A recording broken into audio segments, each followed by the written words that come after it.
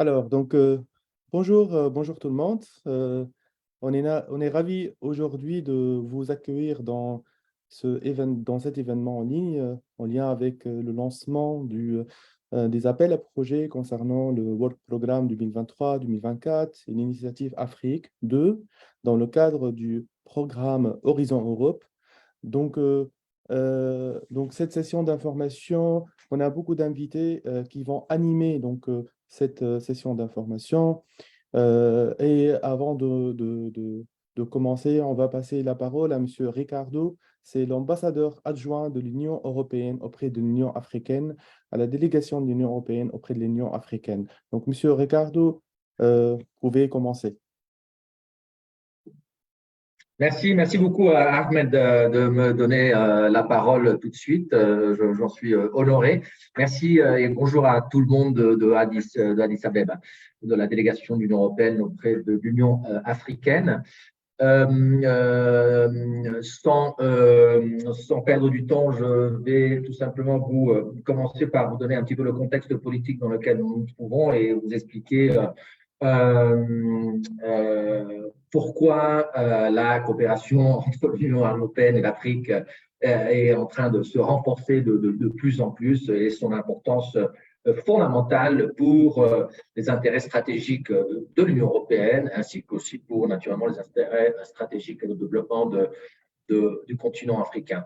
Mais je vais continuer en anglais si ça ne vous dérange pas, dans lequel je me sens un petit peu plus à l'aise. J'ai pris quelques notes et donc I will continue in English. Starting from the thing that last November, the two commissions of the African Union and of the European Union took stock of the implementation of the commitments made at the summit in Brussels, the summit between African Union and European Union. And our exchanges have confirmed that we are on the right track and are already producing results. The new Africa Union EU Ministerial Committee will be in charge of following up on the commitments made at the summit.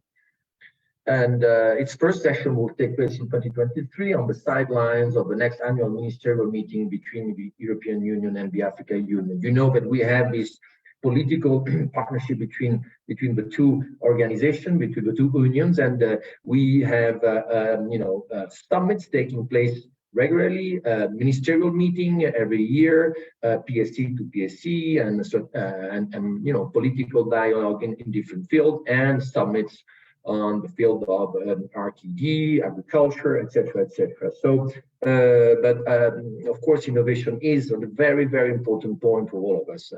And in the spirit of the EU-Africa Union Summit a year ago, the EU supports African partners in their call for an overhaul of a system of global governance in the direction of better representation of the African continent. As such, the EU has given its support for a permanent seat of the AU to the G20, which is essential, I think, for the continent to have a more important voice, globally speaking. The role played by research and innovation is an essential part of this process. The EU's cooperation with Africa aims to promote actions targeted to finding locally adapted solutions to challenges facing the continent. And these challenges manifest in public health, climate change, food security, as well as sustainable energy, amongst others. As the world is now becoming one global village, the need to have a collective approach to address these challenges is important indeed. And the EU support to research and innovation aims to assist in finding solutions to some of these challenges. That is why science, technology, and innovation is an important component of the EU-Africa Union partnership. And as you are all aware, I think this conference marks the launch of the African Initiative 2, that is to cover the Work Programme 23-24, which is a follow-up to the first African Initiative 1 under the Research and Innovation Programme Horizon Europe, which was already quite a big success. In fact, Africa participated intensively and successfully to the first phase, Initiative 1, with, I think, 184 entities, with a total EU contribution to research and innovation of I think 83.70 million euro until now. This is an action coordinated by the EU-Africa Union high-level policy dialogue in science, technology, and innovation, where African and European member states work together. Coordinated by the European Union and the African Union Commission, the best actions are identified for the common advantage. It must be remarked that it is a win-win that both scientific communities take advantage of. So this session today will give you an opportunity to learn more about the calls for proposals available under the African Initiative 2 program. You will hear about testimonials who will describe their experiences working in European projects, and also discuss any inquiries that could be having on the program. So do not hesitate. I'm talking about all those who are following us now, to raise questions, details on how to participate to this program, and how to join forces, so to have better chances to be selected actually. So it is my great hope that the program being presented today will provide universities, researchers, innovators, and investors with the tools needed to accelerate innovation and improve the quality of research. I therefore welcome you to this session, and I hope that it will really have an impact on the future of research in Africa. Thank you very much. Merci beaucoup. Merci, Monsieur Ricardo. Donc, sans s'attarder, on passe la parole directement à Ninki Binsman, chef d'unité à la coopération internationale de la Direction générale de la recherche et l'innovation à la Commission européenne. Ninki, à vous. Merci beaucoup. Je pensais que Monica parlerait avant moi, mais bon, bonjour. J'ai pas bien regardé l'agenda. Je suis aussi super contente d'être ici parmi vous pour un autre séminaire. Donc, bonjour Ricardo, bonjour Monica et Ahmed et tous les participants. Voilà, comme déjà indiqué, en effet, nous sommes en train d'organiser une série de webinaires en anglais, en portugais, en français, dans les semaines à venir pour vous présenter toutes les opportunités de coopération entre les chercheurs et innovateurs de l'Union européenne et l'Union africaine. Et cette ouverture est là pour vous expliquer un petit peu le contexte de cette coopération. Voilà, parce que la coopération entre les deux continents a une place principale dans notre agenda, et c'est certainement le cas en matière de recherche et innovation. J'aimerais partager avec vous quelques expériences récentes. En novembre, nous étions à Nairobi, où nous avons organisé en novembre dernier une manifestation très importante des parties prenantes sur la proposition de programme d'innovation que nous sommes en train d'écrire avec l'Union africaine. Et c'était vraiment, il y avait à peu près 500 personnes, bon 350 sur place et les autres connectés, mais c'était vraiment bien de voir comment nos chercheurs et innovateurs travaillent déjà ensemble. Également, il y a quelques jours, ce lundi, j'étais au Caire, Ahmed il était là aussi, où on a organisé un grand événement également concernant Horizon Europe, montrer toutes les opportunités de coopération. Et là aussi, c'était vraiment super de voir toutes les coopérations, tous les projets que nous faisons déjà ensemble. OK, je semble avoir un problème avec mon ordinateur. On t'écoute très bien. Oui? OK. Ouais. Je suis désolée, là, tout est bloqué. Il n'y a pas de souci, on t'écoute très bien. D'accord, OK. Donc, ah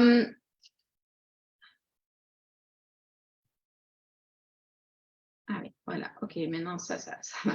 Et bientôt, en juin, nous allons venir à Addis Abeba avec la commissaire Gabrielle de l'Union européenne qui est responsable pour la science, la recherche et l'innovation pour notre deuxième ministériel. Donc voilà, ça reste pas que de la théorie ou online, nous avons plein d'opportunités de rencontres.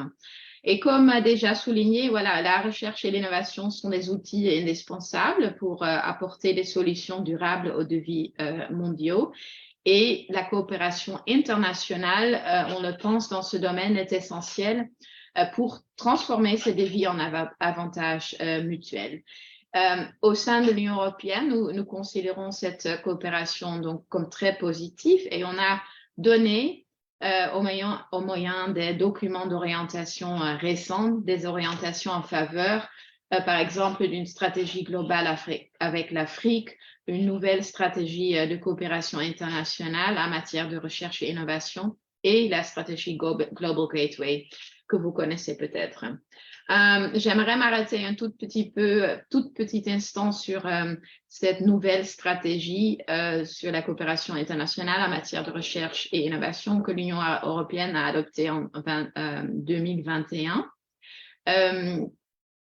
Alors là, dans cette stratégie, on s'engage à renforcer la coopération avec le reste du monde en l'adaptant un peu à l'évolution du paysage géopolitique mondial et aux priorités politiques, bien sûr, de l'Union européenne. Nous promouvrons la réciprocité et des conditions de concurrence équitables qui sont fondées sur des valeurs et des principes fondamentaux communs. Qui devraient sous-tendre notre coopération en matière de recherche et innovation. Par exemple, la liberté académique, l'égalité entre les hommes et les femmes, l'éthique de la recherche, la science ouverte et l'élaboration de politiques fondées sur des données probantes. Et compte tenu de la priorité stratégique de la recherche et innovation dans le partenariat global entre l'Union européenne et l'Union africaine, cette approche globale prévoit une ouverture particulière aux pays africains désireux de prospérer en tant qu'économie fondée sur la connaissance et d'accélérer leur développement durable et inclusif. Comme vous avez déjà entendu, nous avons un dialogue en matière de recherche et innovation entre l'Union européenne et l'Union africaine. Et dans ce dialogue qui existe déjà depuis des années, ça s'appelle le dialogue politique de haut niveau. Nous discutons ensemble les résultats de toute la coopération, mais on décide également sur les priorités de l'avenir et comment on va mettre en œuvre ces priorités. Ricardo l'a déjà dit, il y a 4 priorités en ce moment. La santé publique, et là, on regarde surtout les maladies en anglais, c'est infectious diseases. Puis la deuxième, c'est la transition écologique. On regarde surtout l'agriculture durable, ainsi que les questions de nutrition, ainsi que les questions de commerce, mais aussi de l'autre côté, tout ce qui est services climatiques ou les énergies renouvelables. La troisième priorité, c'est l'innovation et les technologies. Et ensuite, bien sûr, les capacités scientifiques. Et ces dernières 10 ans, nous avons mis en place ces priorités à travers des grands partenariats de recherche et innovation dans le domaine de ces priorités. Et ces partenariats sont vraiment soutenus financièrement par les deux côtés. Non seulement par les commissions, mais également par les États membres, par les pays des deux côtés, et mettent ensemble beaucoup de parties prenantes, non seulement les chercheurs, mais également le secteur privé, par exemple. J'aimerais mentionner un exemple d'un projet que nous pensons être très positif et très successful, qui s'appelle le concept de village énergétique. Et ça, c'est un programme à long terme visant à parvenir à l'autosuffisance des énergies renouvelables au niveau local. Ce projet a lieu au Kenya, en Éthiopie, en Ouganda et au Botswana et vise à ramener les petites régions principalement rurales à un niveau d'autosuffisance en énergie renouvelable de 100%. Comme j'ai déjà dit auparavant, notre coopération s'appuie également sur le nouveau programme d'innovation entre l'Union africaine et l'Union européenne. En fait, cet agenda, ce programme n'est pas encore prêt. Ça fait 2 ans qu'on y travaille avec un grand groupe de parties prenantes des 2 côtés afin de nous assurer que la recherche qu'on fait ensemble est mieux traduite dans des résultats concrets. Et donc, nous aimerions aussi, dans les années à venir, vraiment accroître la coopération avec le secteur privé et les parties prenantes locales. Donc, ça, c'est vraiment un objectif d'avenir sur les 10 ans à venir. Mais aujourd'hui, on est là pour présenter un outil de mise en œuvre de toutes ces décisions politiques, et c'est le programme cadre Horizon Europe, le plus grand programme mondial en matière de recherche et innovation. Et on a développé cette initiative Afrique, qui est en fait un ensemble d'appels qui invite les chercheurs et innovateurs des 2 côtés de travailler ensemble afin de trouver des solutions à des problèmes identifiés ensemble. Voilà, on l'a déjà fait une fois dans le premier programme de travail 21-22, et ça a été un grand succès. À cette époque, on a mis de côté 350 millions d'euros. Et finalement, pour l'instant, on a déjà 75 projets auxquels participent 184 entités africaines.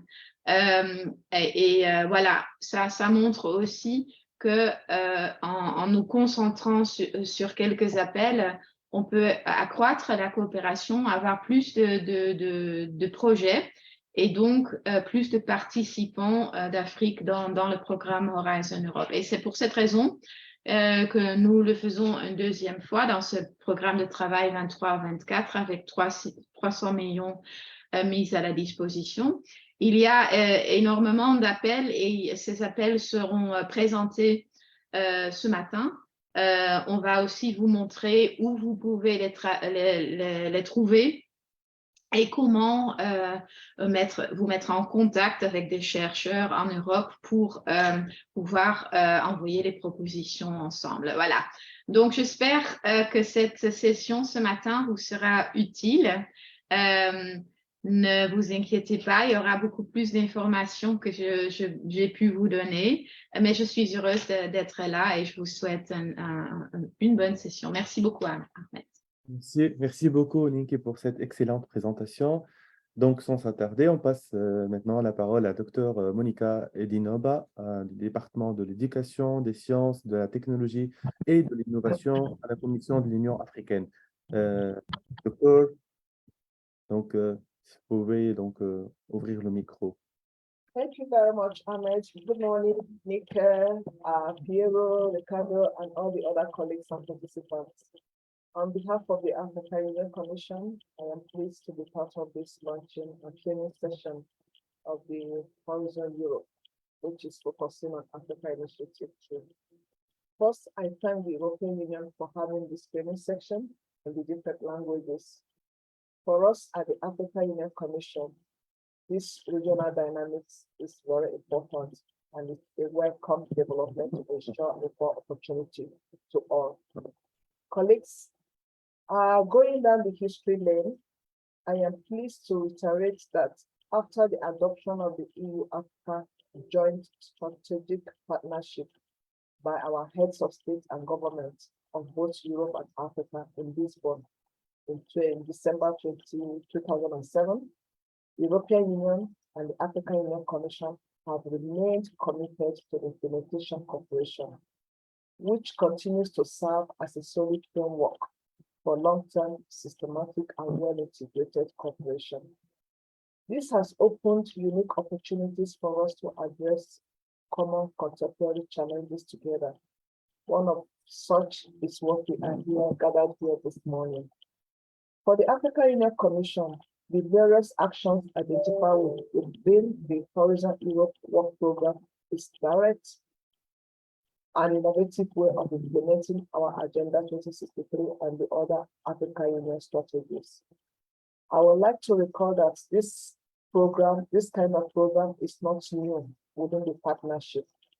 I recall that under the AU-EU HFPD roadmap on food and nutrition security and sustainable agriculture, the Commission of the African Union was enabled to implement continental program that ensures the South, North, and South-South cooperation in research. And a total of about 43 million euros was allocated for research. And I'm proud to announce that 39 lead institutions across Africa benefited from that package, including other institutions that were in the network. Therefore, we have no doubts that the Horizon Europe Work Program, which also includes several topics with a huge budget for cost of proposal, will further enhance research capacity in Africa in the various agreed thematic areas within the EU partnership, that is of public health, green transition, innovation and technology, and capacities for science. Colleagues, to conclude, I would like to again thank the European Union for support to Africa to deploy science and technology for the socio-economic development of the continent. With these few remarks, I wish you all very good successes. I wish you good success as you participate in this call. Thank you very much. Thank you. Merci beaucoup pour cette présentation. Maintenant, on va commencer la première conférence, avec Dr Vincenzo Larusso de la coopération internationale à la DG Recherche et Innovation de la Commission européenne. Donc, il va nous présenter les initiatives EU pour une coopération renforcée en recherche et innovation avec l'Afrique. Donc, Vincenzo, à vous la parole. Merci beaucoup, Ahmed, et bonjour à toutes et à tous. Alors, je suis en train de partager mon écran et je vais également essayer de effacer tout ce que l'on peut voir en termes de floating panel, so forth. Donc, je vous prie de me dire si c'est le cas. Est-ce que vous voyez toujours des rectangles autour? Oui, comme ça, c'est mieux. Oui. Voilà, je vais juste essayer de hide video panel également. Est-ce que c'est bien maintenant? Je vais mettre modalité présentation. Est-ce que vous voyez l'écran correctement, s'il vous plaît? Normalement, oui, à part un petit bloc, mais ça va. Ça ne nuit pas à la lisibilité de la présentation. Est-ce que maintenant, c'est mieux? Normalement, j'ai tout désactivé en termes de rectangle. Il reste que... Voilà, maintenant, c'est bon, c'est excellent. Oui. Donc, merci Ahmed et bonjour à toutes et à tous. Je suis Vincenzo Larusso, effectivement. J'ai le plaisir de travailler à la Commission européenne dans la DG Recherche et Innovation dans la direction de la coopération internationale et l'approche globale en recherche et innovation. Et j'ai le plaisir et l'honneur de travailler dans la coopération avec l'Union africaine, l'Afrique et notamment de façon bilatérale également avec les pays de l'Afrique du Sud, le Nigeria et le Rwanda. Ma présentation sera focalisée sur cette initiative Afrique 2 qui fait partie du programme de travail 2023 et 2024 d'Horizon Europe. Une petite overview de la présentation que je vais faire. On va commencer par discuter du cadre de la coopération internationale dans Horizon Europe. Ensuite, se lier à la coopération entre l'Union européenne et l'Union africaine en matière de recherche et d'innovation. Et dans ce contexte, regarder le cadre politique qui gouverne cette coopération et ainsi venir sur les aspects plus opérationnels liés à cette initiative Afrique, également où trouver les appels à propositions de projets, de quoi s'agit-il et également quelles sont les années d'échéance pour y postuler. Horizon Europe, c'est le Framework Programme, c'est le programme cadre de la recherche et l'innovation de l'Union européenne. Comme probablement vous le savez, il s'agit d'un programme de la durée de 7 ans, donc qui découle entre l'année 2021 et l'année 2027, et qui ainsi est organisé en programme de travail, donc qui ont la durée de 2 ans. Donc le premier programme de travail est 2021-2022, le deuxième dont on parle aujourd'hui est de l'année 2023, couvre les années, excusez-moi, 2023 et 2024. Il s'agit, c'est important de le dire et aussi de le remarquer, du programme de financement public le plus important au niveau mondial. Donc avec ces presque 100 milliards d'euros d'investissement que vous voyez, disons, regroupés par, disons, axes d'investissement selon le graphique ici. Il est aussi vrai que le programme cadre Horizon Europe représente un instrument important à travers lequel l'Union européenne va implémenter son approche globale en recherche et innovation. L'approche globale de l'Union européenne en recherche et innovation est une communication qui a été adoptée pendant l'année 2021, en mai 2021, et vous en voyez dans cette slide les aspects clés qui concernent cette approche globale. J'essaie de les mettre en grand, évidemment à cause de la limite de temps que nous avons aujourd'hui, mais s'il y a des mots-clés que je souhaiterais que vous puissiez retenir en ce qui concerne l'approche globale, sont les suivants. Établir une concurrence équitable, ce qu'en anglais on appelle level playing field, concurrence équitable et une réciprocité fondée sur des valeurs et des principes fondamentaux, comme nous avons entendu lors de l'ouverture également par ma chef d'unité Nienke Boisman, la liberté académique, la science ouverte, l'égalité de genre, et également renforcer les partenariats multilatéraux pour proposer de nouvelles solutions aux défis globaux. Parce que, évidemment, l'approche globale est une conséquence de la réalisation qu'aujourd'hui, dans ce village global, comme est évoqué par Monsieur Mosca, et également, nous sommes tous interconnectés et tous les problèmes, effectivement, soit des changements climatiques, de sécurité alimentaire, de problématiques de santé et de l'innovation en général, doivent être bien sûr adressés de façon concertée et bien sûr, tout en considérant la coopération internationale, bien évidemment, en gardant le respect des valeurs et des principes fondamentaux. Et cela, effectivement, est lié à l'aspect de modulation de la coopération bilatérale également, conformément aux intérêts et aux valeurs européens et l'autonomie stratégique ouverte de l'Union européenne. Du coup, voilà, vous voyez dans cette slide les principes directeurs de cette coopération internationale dans le cadre d'Horizon Europe.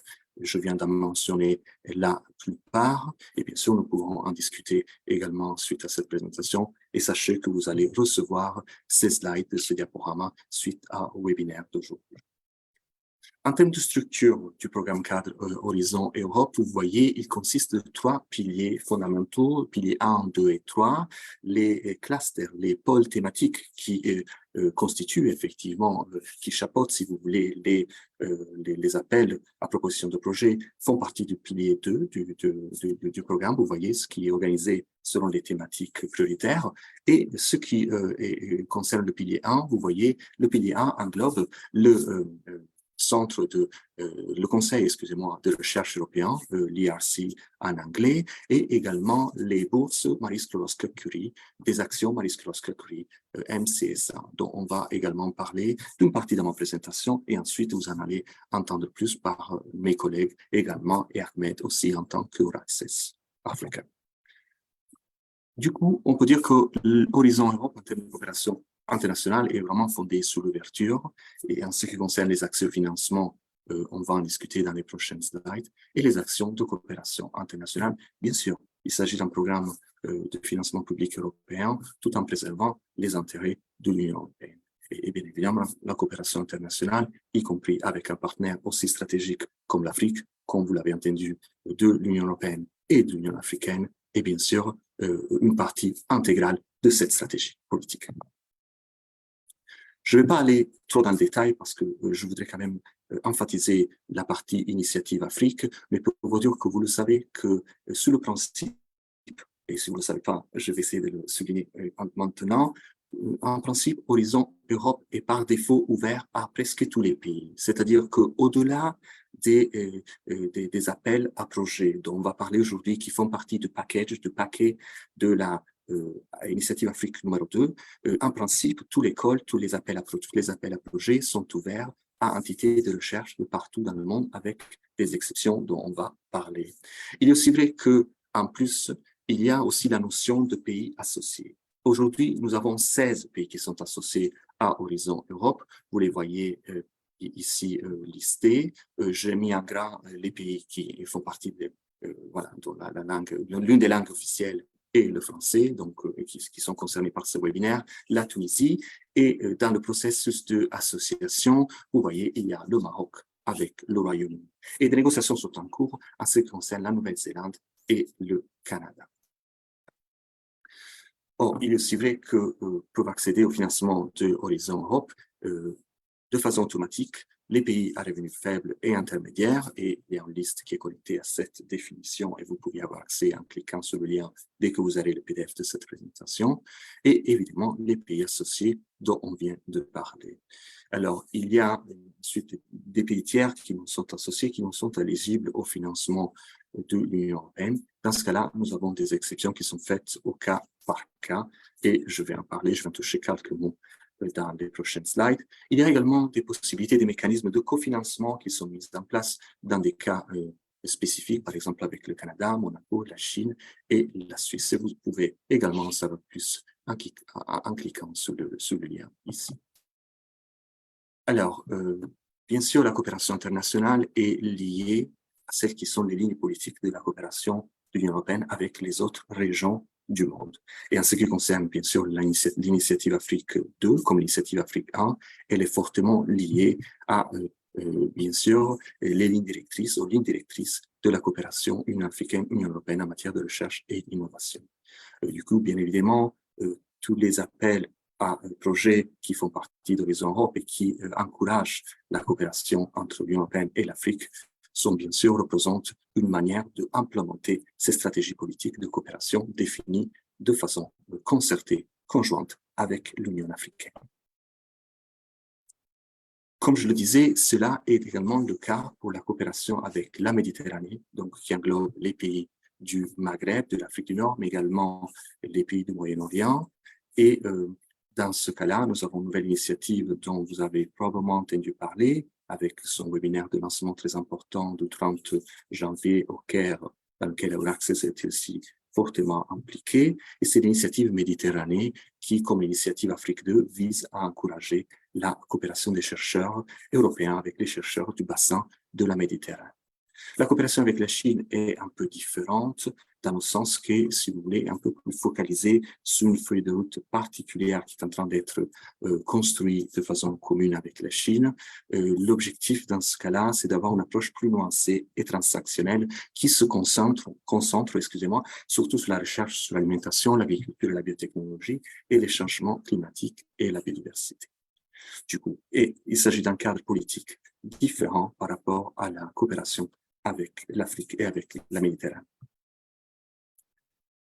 Nous savons tous très bien, nous vivons des temps géopolitiquement plutôt complexes et parfois difficiles, voire très difficiles. Vous le savez que la Russie et la Biélorussie, c'est pour cela qu'ils font l'objet de sanctions actuellement.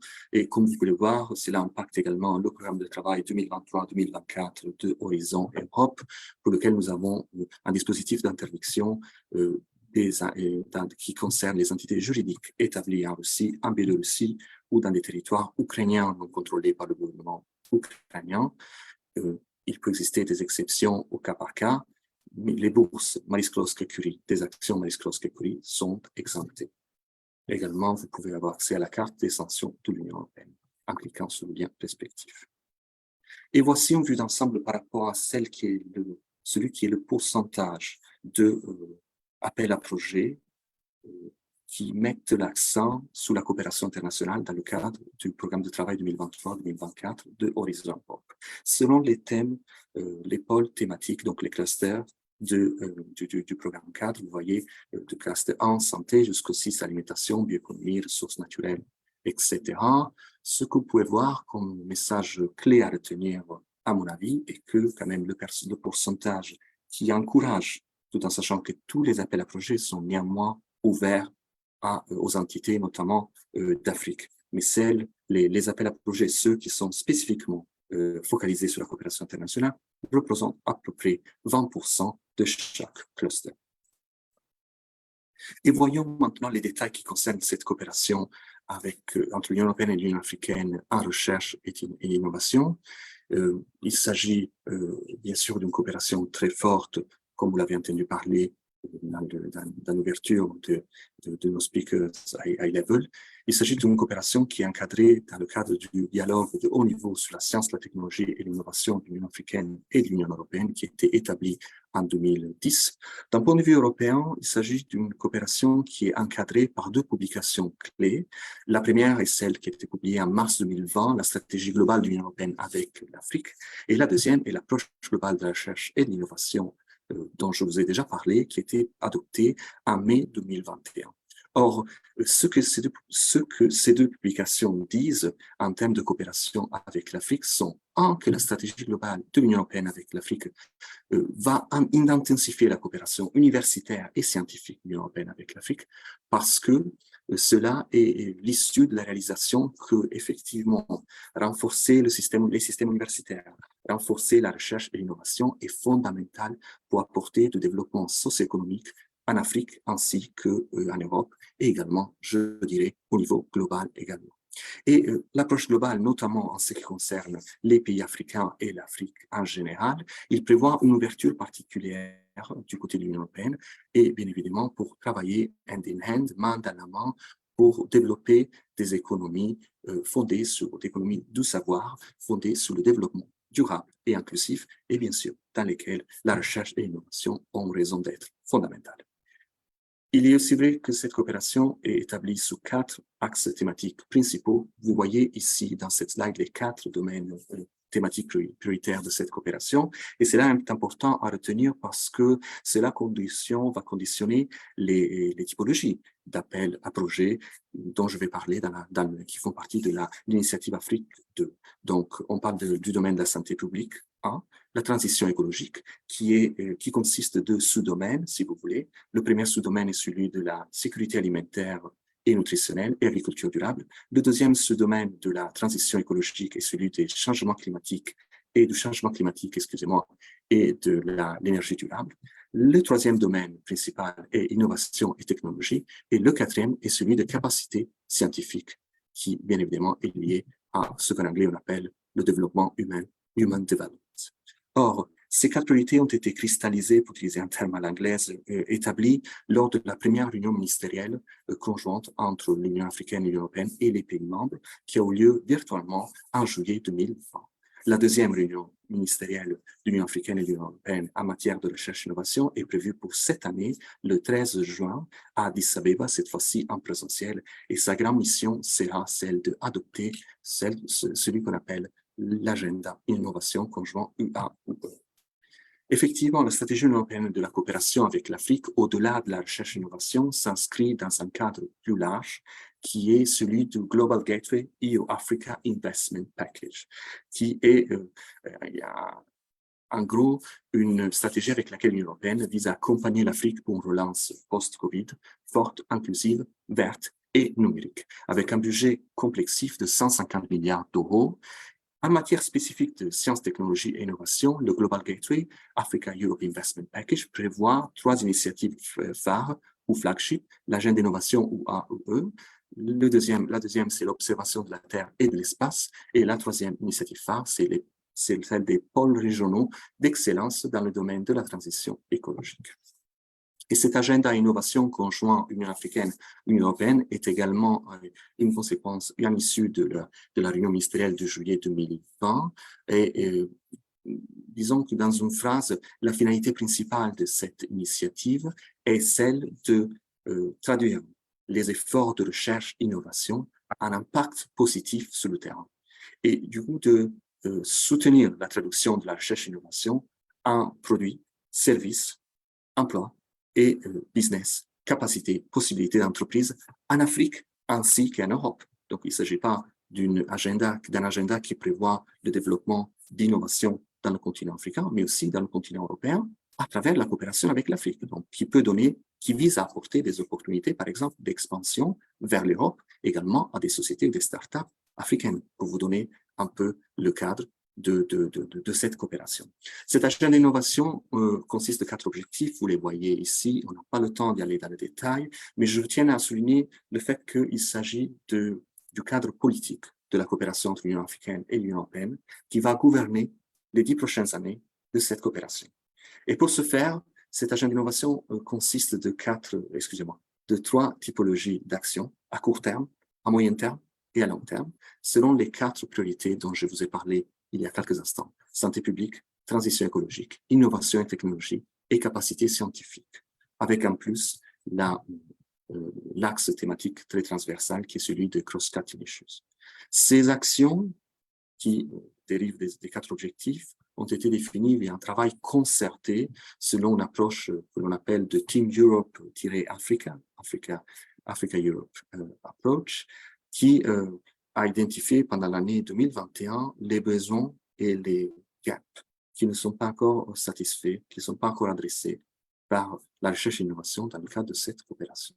Or, cet agenda a été publié en version brouillon, draft document de travail, le 14 février de l'année dernière. Elle a été soumise en consultation publique tout de suite jusqu'à la fin du mois de juin. Il y a eu, je pense, certains, voire beaucoup parmi vous qui ont participé à la consultation publique sur cette agenda d'innovation, et j'en profite pour vous en remercier. Ensuite, elle a été discutée lors d'un grand événement des parties prenantes, le EU Innovation Agenda Stakeholder Event, dont nous a parlé également notre chef d'unité, Minke Boisman, qui a eu lieu à Nairobi le 23 et le 24 novembre. Et aujourd'hui, cette équipe Afrique-Europe est en train de travailler à la finalisation de cet agenda pour englober tous les inputs, tous les feedbacks reçus lors de l'année 2022,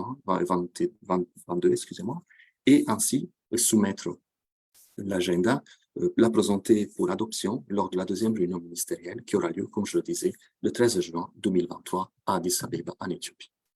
Il s'agit d'un agenda qui était politiquement reconnu dans la déclaration finale. Vous voyez ici la version française du 6e sommet qui a eu lieu entre l'Union européenne et l'Union africaine en février dernier à Bruxelles. Vous voyez ici un extrait, la version anglaise parle de ce qu'on appelle EU Innovation Agenda. Et maintenant, venons à parler de cette initiative Afrique 2, qui fait partie du programme de travail d'Horizon Europe 2023-2024. Il s'agit d'une initiative qui vise à construire sous le succès de l'initiative Afrique 1, qui a eu lieu dans le programme de travail 2021 et 2022, dont je pense certains, voire plusieurs parmi vous ont participé. On va en entendre plus lors de la partie des témoignages. Elle englobe un budget global de 300 millions d'euros qui sont organisés en 30 thèmes dans le cadre d'appels à propositions qui visent, comme je le disais, à stimuler la coopération entre l'Union européenne et l'Afrique en recherche et innovation. D'un point de vue politique et également très opérationnel, cette initiative Afrique 2, ce paquet d'appels à propositions de projets, vise évidemment à permettre d'une sorte l'implémentation des actions à court terme et à moyen terme, vu qu'effectivement sont étalées dans les années 2023, 2024 et bien sûr les années suivantes, parce que les projets qui commencent en 2023-2024 ont bien sûr une durée de plusieurs années, prévus par l'agenda Innovation UA-UE, notamment dans 3 domaines thématiques prioritaires qui sont ceux de la transition écologique avec 260 millions d'euros dédiés, l'innovation et la technologie avec 35 millions d'euros dédiés, et les capacités scientifiques avec presque 10 millions d'euros dédiés. À noter que vous ne voyez pas ici de façon explicite mentionné le domaine prioritaire de la santé, parce que le domaine de la santé publique sera principalement couvert dans le cadre d'une initiative Global Health EDCTP3 Joint Undertaking, qui prévoit, comme pour l'année, vous l'avez vu probablement pour l'année 2022, son programme de travail également pour les années suivantes. Après, il faut aussi considérer que dans le cadre des calls, des appels qui font partie de la transition écologique, notamment tout ce qui est sécurité alimentaire et sécurité nutritionnelle, nous allons voir des calls qui ont bien évidemment un impact également dans le domaine de la santé et pas juste de la transition écologique. Alors, il est très important de considérer qu'ici, en cliquant sur le lien, vous allez être dirigé vers le portail des appels à projets, notamment pour ces appels qui font partie, ces appels à projets qui font partie que de l'initiative Afrique 2. Donc, vous allez voir, il y a les 37, en total 66, mais attention, parmi les 66, il y a aussi ceux de l'initiative Afrique 1 qui sont déjà bien évidemment expirés. Vous allez voir que la première partie de la page à laquelle vous allez être dirigé concerne la trentaine, excusez-moi, pas 37, la trentaine de appels à projets qui concernent cette initiative Afrique et qu'on va voir un peu plus en détail maintenant. Pour le faire, je voudrais me focaliser un instant sur les résultats de l'initiative Afrique 1 jusqu'à présent, c'est-à-dire qu'est-ce que Horizon Europe a permis de construire avec son premier programme de travail 2021 et 2022 pour les pays africains. Dans la première partie de ce tableau, vous allez voir ce qui s'est passé avec les 28 premiers pays africains en termes de participation à Horizon 2020, donc pour les 7 années d'Horizon 2020. Et si vous voyez les 28 premiers pays africains en ce qui concerne jusqu'à présent Horizon Europe. Donc, il s'agit juste d'une vision partielle d'Horizon Europe jusqu'à présent. La mise à jour a été faite hier. Et vous voyez globalement le taux moyen de réussite des pays africains, des 28 premiers pays africains, est à peu près comparable avec Horizon 2020, sauf que si vous considérez les 10 premiers pays, vous voyez que quand même on dénote déjà que le taux de réussite est un peu plus haut en ce qui concerne Horizon Europe par rapport à Horizon 2020. Mais où je souhaiterais mettre l'accent, c'est sur le nombre de propositions retenues en ce qui concerne la plupart des pays africains. C'est-à-dire, par exemple, on prend l'exemple d'un pays francophone d'Afrique subsaharienne, par exemple, on peut considérer le Cameroun avec 10 propositions retenues et 39 dans ce cas-là, seulement à peu près dans un an et demi de durée d'Horizon Europe. Et bien, vous voyez, c'est presque comparable déjà à ce que le Cameroun, en termes de propositions retenues, a fait en 7 ans de durée d'Horizon 2020. C'est-à-dire qu'au message takeaway que je souhaiterais vous donner, partager avec vous aujourd'hui, c'est que si les pays africains continuent à garder cette tendance, voire la potentiel via ces initiatives Afrique 1 et 2, ben il est fort possible que déjà en 2-3 ans de la durée du programme cadre Horizon Europe vont égaliser leur performance, voire la dépasser, comparée à celle d'Horizon 2020. Et celle-ci est une des finalités, bien évidemment, de cette initiative qui vise justement à renforcer notre coopération en recherche et innovation.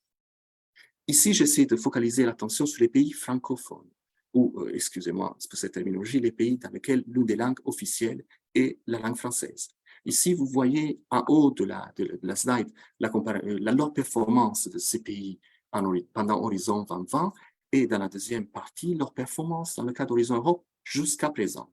Or, encore une fois, le taux de réussite est à peu près comparable. Mais attention, si on regarde le nombre de propositions qui ont été soumises et le nombre de propositions qui ont été retenues par rapport à leur performance dans la durée totale de 7 ans d'Horizon 2020, je dirais, l'on pense que les données sont très encourageantes. On prend par exemple un pays comme le Sénégal. Le Sénégal peut-être n'est pas le meilleur exemple dans le sens que, effectivement, en termes de propositions qui ont été soumises, le nombre est élevé. Vous voyez 60 presque, alors qu'en 7 ans d'Horizon 2020, 202, c'est-à-dire que le Sénégal, s'il garde ce trend, il aura cette tendance, il aura en 3 ans, 4 ans, égaliser le nombre de 200 propositions soumises. Mais vous voyez, pour l'instant, le nombre de propositions retenues est comparable à celle qu'aurait pu avoir, disons, en 4 ans, s'il garde cette tendance, en 4 ans d'Horizon 2020. Le Cameroun, voilà, c'est un exemple peut-être plus parlant parce que vous voyez, le nombre est plus important, 10 propositions retenues par rapport aux 16 de Horizon 2020. Ou le Burkina Faso, dans ce cas-là, voilà, le Burkina Faso avec ses 8 propositions retenues, s'il garde cette tendance, il est fort possible que le nombre total de 24 propositions retenues d'Horizon 2020 sera égalisé, sera atteint avant la fin de la période 2020, de l'année 2027. Les thématiques dans lesquelles ces projets ont été signés en ce qui concerne les pays francophones aujourd'hui, vous voyez qu'un bon pourcentage, à peu près 40% des grands ont été signés dans les thématiques de alimentation, bioéconomie, ressources naturelles, agriculture et environnement. Un 20% à peu près en ce qui concerne la mobilité, excusez-moi, des chercheurs dans les actions Marie Skłodowska-Curie, à peu près 15% dans le climat, énergie et mobilité, et presque 10% en matière de santé. Cette vision, cette overview concerne les projets, les grants. Ensuite, il y a la notion de participation. Participation, ça veut dire les entités de recherche qui participent au projet. Et parfois, il y a plusieurs entités de recherche de pays africains et pays francophones qui participent dans le cadre du même projet. Et effectivement, c'est une bonne nouvelle, surtout si on considère que plusieurs, voire la plupart des appels à projets encouragent ou demandent ou nécessitent, dans l'initiative Afrique 2, la participation d'entités de recherche parfois provenant de 3 pays de l'Union africaine. Du coup, vous voyez, il s'agit vraiment d'une approche multilatérale, non seulement entre l'UE et l'UA, mais aussi au niveau panafricain, si vous voulez. Du coup, vous voyez, thématique principale, alimentation, bioéconomie, ressources naturelles et agriculture, et ensuite mobilité des chercheurs, climat et santé comme message à retenir, en tout cas jusqu'à présent. En termes d'institutions qui ont bénéficié de ces financements jusqu'à présent, à peu près 35%, il s'agit d'institutions de l'enseignement supérieur et de la recherche, plutôt prévisible. Ensuite, il s'agit à peu près 20% d'institutions gouvernementales et publiques, 20% d'institutions de recherche pure qui n'ont pas d'affiliation liée à l'enseignement, et intéressant de remarquer également à peu près 15% d'institutions du secteur privé. Bien évidemment, celle-ci, je la considère également une bonne nouvelle parce que pour apporter de l'entrepreneuriat et des solutions et de l'emploi durable, l'implication du secteur privé est aussi fondamentale. Les appels, maintenant, très rapidement. Vous aurez le temps de les regarder dans les détails. Bien évidemment, une fois reçu le diaporama, vous allez les voir en cliquant sur le lien que je vous ai montré tout à l'heure. Ici, juste une liste, vous les voyez groupés selon les clusters et selon les axes thématiques prioritaires de cette coopération entre l'UA et l'UE en recherche et innovation. Donc, vous voyez, il y a 4 appels à projets qui concernent les capacités scientifiques et l'innovation et les technologies de façon fusionnée. Ensuite, il y a aussi deux codes spécifiques qui concernent la technologie et l'innovation qui font partie du cluster 4. Vous voyez, par exemple, avec un focus sur les applications spatiales avec des partenaires internationaux ou également avec les services d'information de la Terre pour les matières premières. Il y a beaucoup d'appels à projets qui font partie de cette initiative Afrique 2 qui ainsi encourage ou nécessite la coopération de la participation de chercheurs africains et du coup leur coopération avec les chercheurs européens qui font partie du cluster 5, donc qui concerne le climat, l'énergie et la mobilité. Vous les voyez listés ici. Par exemple, je vais en lire quelques-uns. Adaptation au changement climatique fondée sur les besoins en Afrique. Évolution de la prochaine génération à faible émission et résilience face au changement climatique. Ou technologie pour une transformation en aval durable, rentable et à faible empreinte carbone de matériaux de qualité batterie. Action de cofinancement Afrique-Union européenne de façon plutôt large spectre. Ou accélérer la transition écologique et l'accès à l'énergie en Afrique. Donc, vous voyez, les titres parfois sont plutôt large spectre et bien sûr, il est nécessaire de regarder dans les détails les appels pour voir bien évidemment ce qui est demandé de façon détaillée. Mais du coup, vous voyez une quinzaine d'appels à projets qui concernent l'aspect climat-énergie spécifiquement et également plus d'une quinzaine d'appels à projets qui concernent la partie agriculture, alimentation, bioéconomie et ressources naturelles spécifiquement. Vous les voyez, l'aspect sécurité alimentaire évoqué dans plusieurs appels. Et bien sûr, les enjeux ici sont aussi très forts dans la partie transition écologique, mais également avec des implications en santé publique également. Donc, vous voyez certains cols, coopération de l'Union européenne et de l'Union africaine en matière de gestion de l'agroforesterie, ou renforcer le soutien à la politique scientifique avec les PBS et le JS en vue de meilleure interconnexion des politiques en matière de biodiversité et de climat, solutions biosourcées pour les applications humanitaires, soutien à l'Alliance et à la déclaration panatlantique pour la recherche et l'innovation océanique. Donc, vous voyez, le cluster 6 est très large spectre en termes de centre d'intérêt. Voici, nous avons une vue d'ensemble des partenariats spécifiques entre l'Union européenne et l'Union africaine dans 3 des domaines prioritaires de cette coopération. Nous n'avons pas le temps de rentrer dans les détails, mais sachez qu'il y a des initiatives, des partenariats spécifiques en cours. En santé, celui, comme je disais, de European Developing Countries Clinical Trials Partnership et des CTP. En agriculture et sécurité alimentaire, celui de FNSSA, en anglais Food and Nutrition Security and Sustainable Agriculture, et également pour la partie transition écologique, également celui en changement climatique et l'énergie renouvelable.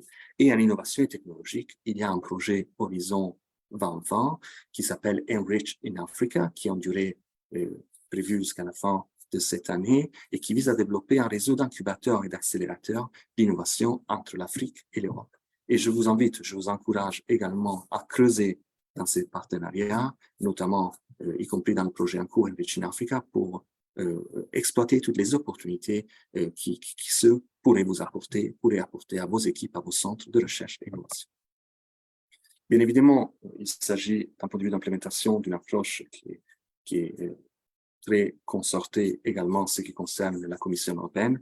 Nous avons plusieurs initiatives de soutien à la coopération en recherche et innovation qui non seulement sont menées par la DG Recherche et Innovation, autrement dite DG-RTD, mais également par la DG INPA, la DG Partenariats internationaux, International Partnership en anglais, et bien évidemment dans des thématiques de capacité scientifique comme l'initiative africaine de recherche pour l'excellence scientifique ou le fonds ACP pour l'innovation ou Erasmus+, ou également dans les thématiques plus spécifiques sous des thèmes comme l'agriculture et la sécurité alimentaire, par exemple dans les projets DESIRA, etc. Et dans l'aspect santé, comme je le disais, avec l'initiative EDCTP. Vous allez entendre plus parler de l'initiative Marie Sklodowska Action, l'action Marie Sklodowska, et vous trouvez ici le lien pour plus d'informations. Il s'agit, grosso modo, du programme phare de l'Union européenne qui fait partie du pilier 1 pour la mobilité et la formation des chercheurs à travers le développement de programmes de doctorat excellents et de collaboration entre les centres de recherche, dans ce cas-là, entre l'Union européenne et l'Union africaine, et bien sûr, même au-delà. Voici, et je suis en train de conclure, finalement, vous voyez en vue d'ensemble des prochains webinaires prévus pour le continent africain, pour les pays francophones et pour les pays dont la langue officielle n'est pas que le français ou n'est pas le français forcément. Vous voyez en vue d'ensemble, les prochains sont lundi matin, un webinaire pour l'Afrique lusophone et dans l'après-midi, un webinaire avec un focus sur le Rwanda. Et je mets l'accent sur le Sénégal qui sera traité lors d'un webinaire du 9 février pour ceux parmi nous aujourd'hui qui sont sénégalais. Et voilà, nous serons toujours disponibles dans le cas où vous aurez des questions là-dessus. Je vous encourage également à suivre Euraccess Africa. J'espère que Ahmed me pardonnera cette slide. Il s'agit vraiment d'un site très, très resourceful avec beaucoup d'informations que vous pouvez trouver sur le site Euraccess Africa. Également, si vous utilisez les réseaux sociaux, cherchez Euraccess Africa parce qu'il s'agit vraiment de notre véhicule d'informations qui concerne vraiment notre coopération, notamment en termes d'opportunités pour les chercheurs. Et voici une vue d'ensemble de nos liens, nos ressources en ligne que je vous encourage également à consulter. Merci infiniment. Et Ahmed, la parole est à toi. Merci. Merci infiniment, Vincenzo, pour cette excellente présentation. Là, Dr Fadila Bourhani, elle est avec nous, elle va de nous joindre. Donc, Fadila, à vous la parole donc, pour prendre le chemin de la modération.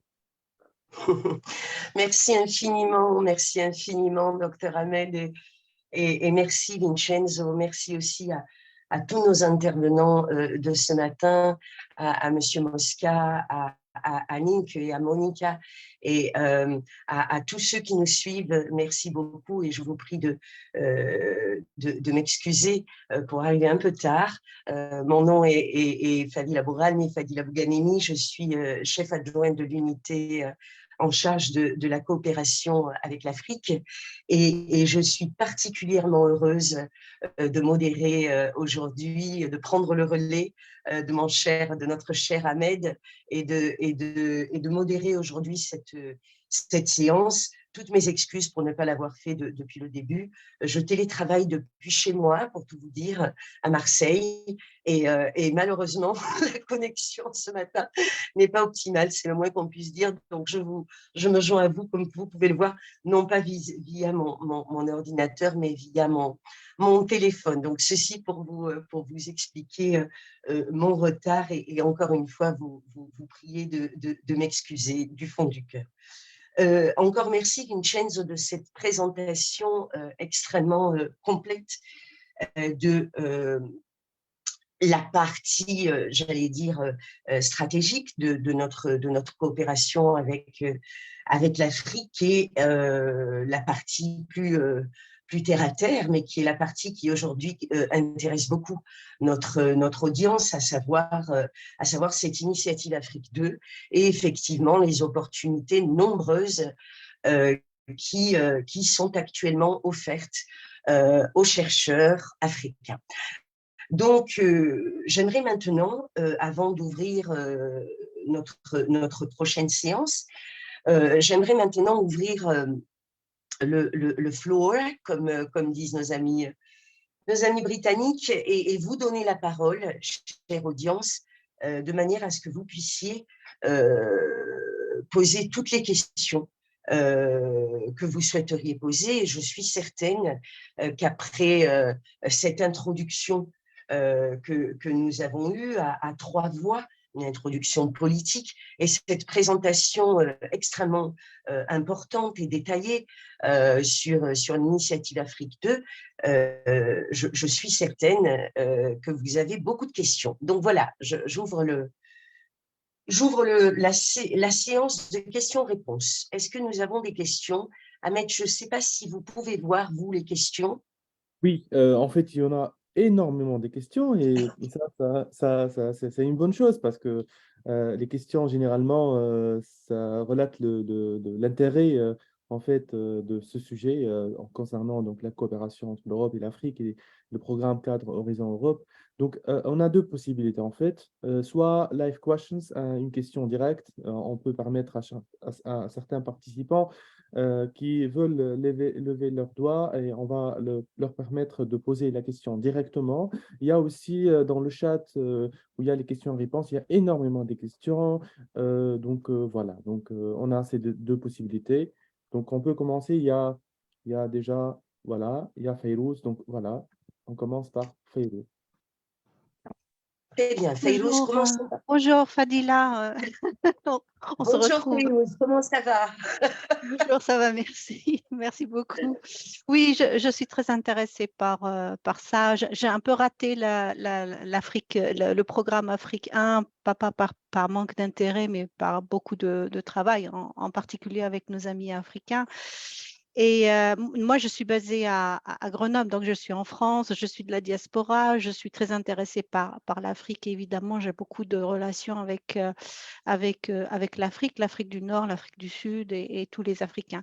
Donc, mes questions, elles sont un petit peu reliées en général à l'Afrique et pas forcément dans une région d'Afrique, soit francophone, soit anglophone, mais j'ai quand même remarqué dans les graphiques que j'ai vu là dans les slides que les taux de réussite étaient quand même assez fortement liés à la maîtrise de la langue de l'application. Alors en sciences, évidemment, on utilise l'anglais en général.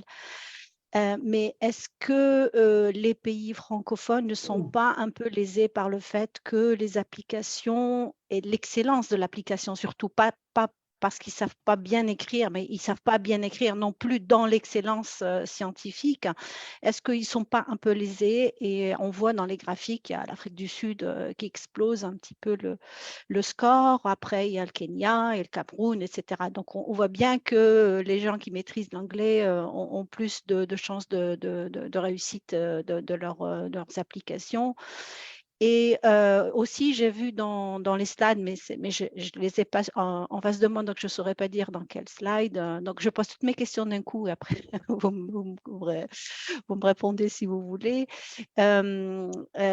Après, j'ai vu dans quelques slides qu'il y avait des points, le point 3 qui était la recherche et l'innovation, je crois, était uniquement destiné à l'Afrique subsaharienne, mais je suis très étonnée. Pourquoi uniquement l'Afrique subsaharienne? D'autant plus que lorsqu'on parle d'Afrique subsaharienne, on prend tout ce qui est au sud, hein, c'est-à-dire du Sahara jusqu'à l'Afrique du Sud. Or, l'Afrique du Sud n'est pas vraiment le pays où il manque d'infrastructures de recherche. C'est quand même un pays au top de la science depuis toujours. Donc, ça m'interpelle. Donc, ça, c'est une question aussi que j'ai posée.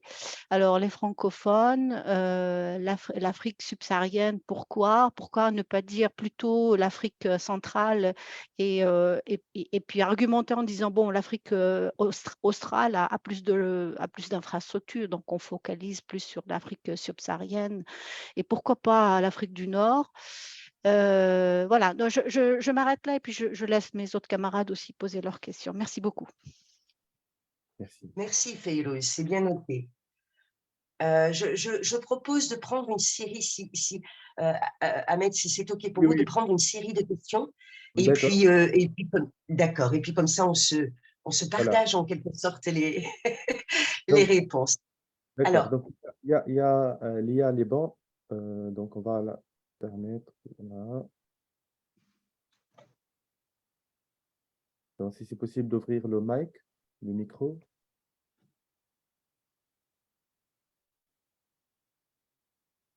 si c'est possible d'allumer votre micro et votre vidéo, ce serait formidable. Mais sinon, on passe. Il y a Asongoba.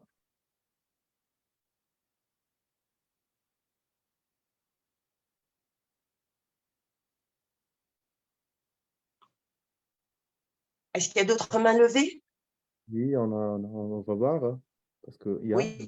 y a énormément. Donc, voilà. Donc, on va voir. Oui, moi, je suis là. Je veux parler. Oui, bien sûr. OK. Je vous en prie. Ici, c'est professeur Asongba Faustin du Bénin. Guinée. Vous m'entendez? Je vous en prie. Oui, on vous entend bien. D'accord. J'ai bien suivi avec attention. Merci pour toutes les présentations. Je suis docteur Asongba Faustin à l'École nationale des biosciences, biotechnologies appliquées de l'Université de Dassas Humain, de l'Université des sciences, technologies, ingénierie et mathématiques au Bénin. Je suis ravi d'être parmi vous ce matin. Mes préoccupations s'articulent autour des points suivants. Ma première préoccupation, est-ce que le Bénin peut adhérer aux différents programmes? Première préoccupation. Et s'il existait déjà des universités ou des chercheurs béninois qui sont dans le programme, comment nous allons faire pour les connaître et se mettre en réseau? Donc, c'est ma deuxième préoccupation. Ma troisième préoccupation, comment accéder aux fichiers pour élaborer les projets, pour déposer les projets? Et aussi, est-ce que les projets seront écrits simplement en anglais ou bien dans les deux langues, à savoir la langue anglaise et la langue française? Okay. Cela, c'est ma troisième préoccupation. Et pour finir par ma quatrième préoccupation, j'entendais tout à l'heure mon précédentateur poser la question sur pourquoi pas l'Afrique francophone, l'Afrique de l'Ouest seulement. Je fais mienne sa préoccupation et comment remédier à ça. Et les domaines, et pour finir ma cinquième, je voudrais bien que vous allez repréciser les domaines dans lesquels le programme peut être élaboré, un projet est élaboré.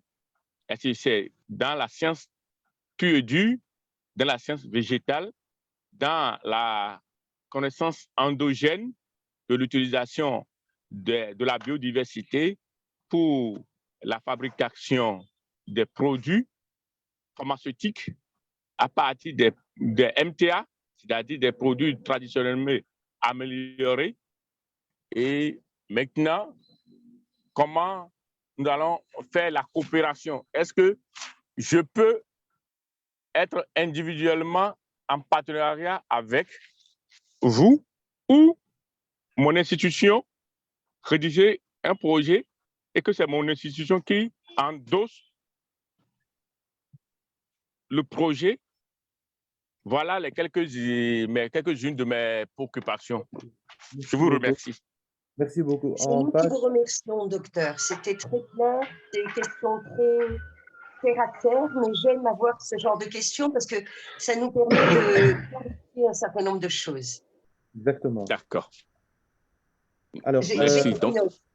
Ahmed, est-ce qu'on prendrait une troisième intervention? Et alors, il y a M. Mokhtar Selemi.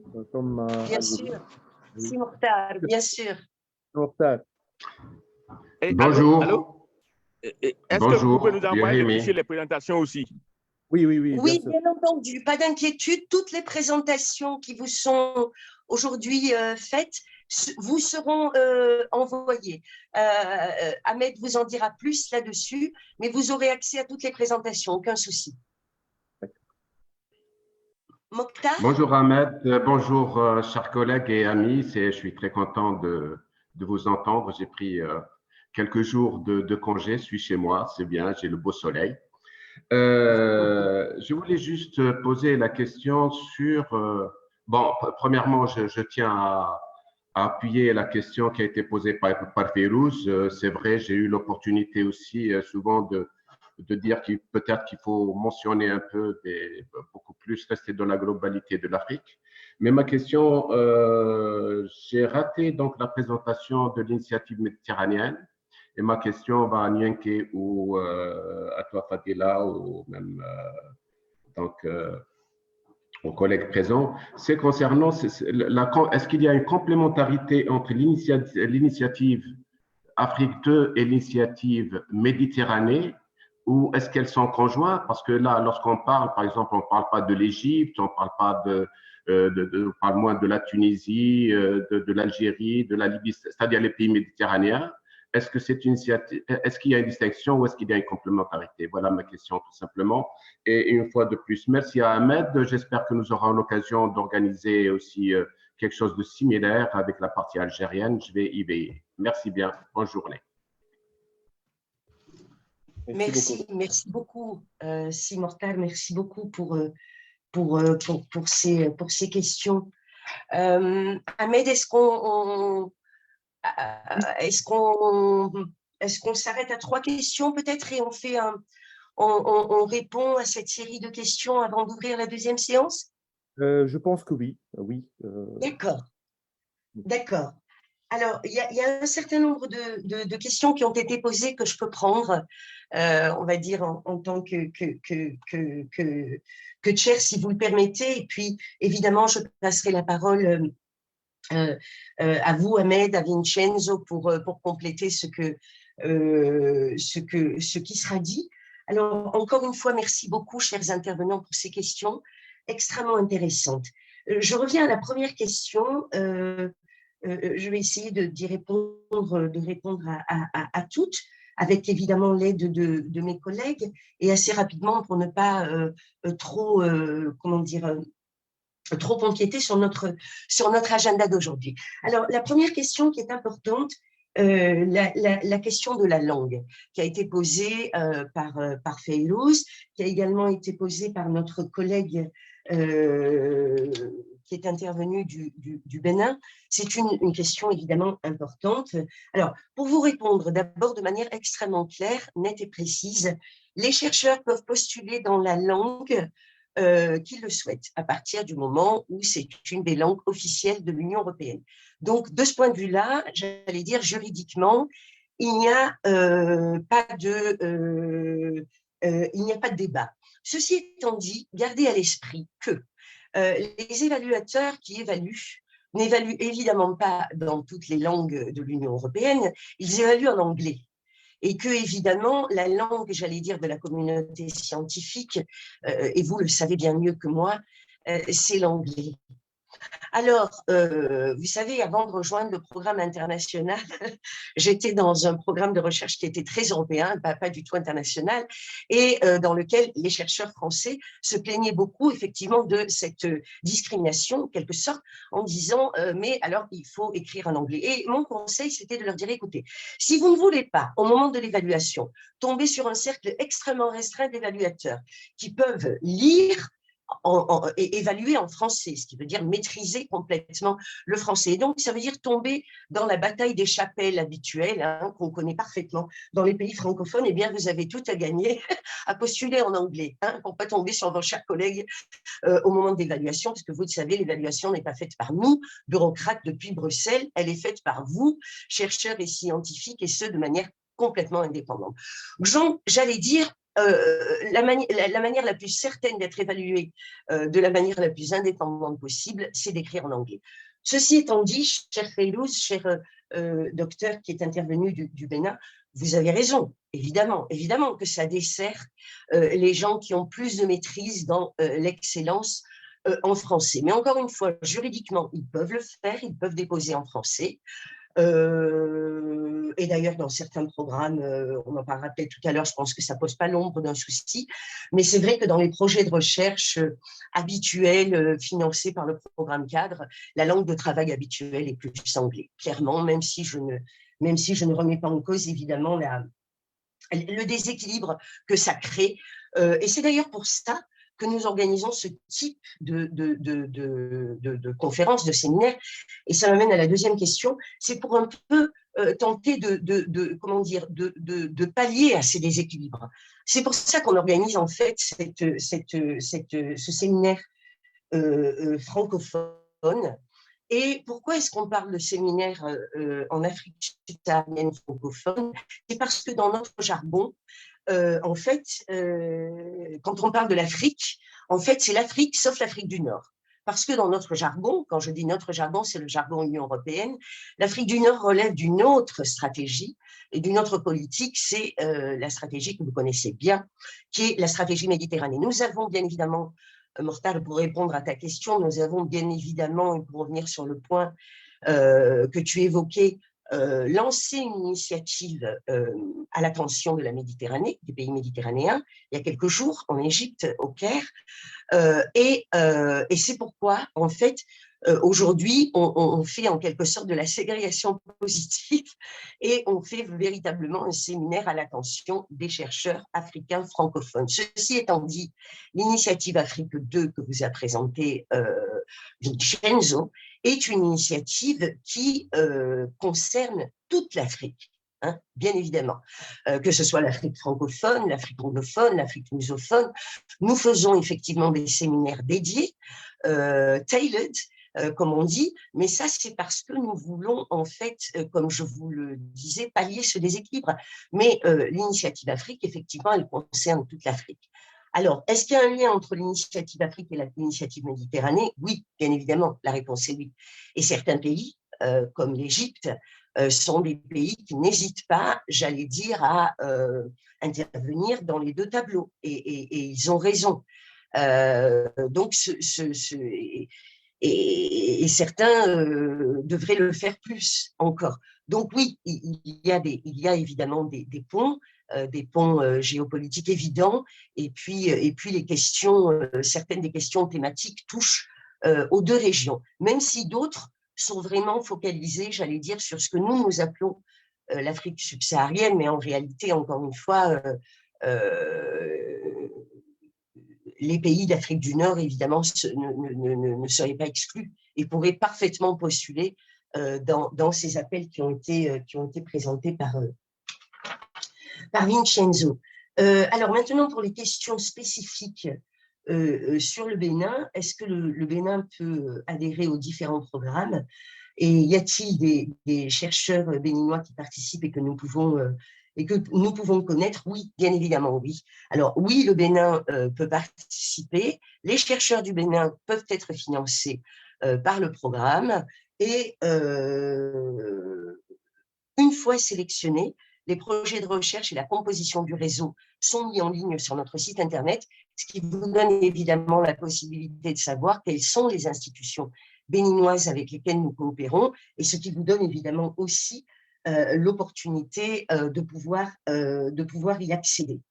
Et puis, la dernière question, en tout cas celle que j'ai, oui, les deux dernières questions que j'ai notées, les domaines scientifiques, quels domaines? Tous. En fait, sachez que le programme cadre est un programme qui est construit sur des questionnements autour de défis. Des défis dans le domaine de la sécurité alimentaire, des défis dans le domaine du réchauffement climatique, des défis sur la question des énergies renouvelables, des défis dans le domaine des sciences humaines et sociales. Je pense à la question migratoire, je pense à la question de l'accès au marché de l'emploi, etc., etc., etc. Des défis évidemment dans le domaine de la santé, les événements récents nous l'ont bien montré. Donc, c'est véritablement un programme interdisciplinaire qui mobilise l'ensemble des disciplines, que ce soit en sciences dites dures ou que ce soit en sciences dites humaines et sociales, pour répondre à un certain nombre de défis qui nous concernent tous. Donc, quelle discipline? Absolument toutes. Et enfin, la dernière question, candidature individuelle ou candidature institutionnelle, eh bien, les deux. Candidature évidemment institutionnelle via votre institution de recherche, lorsqu'il s'agit d'entrer de monter, j'allais dire, un réseau de recherche, de vous joindre à un réseau de recherche en train de se monter, ce fera via votre institution.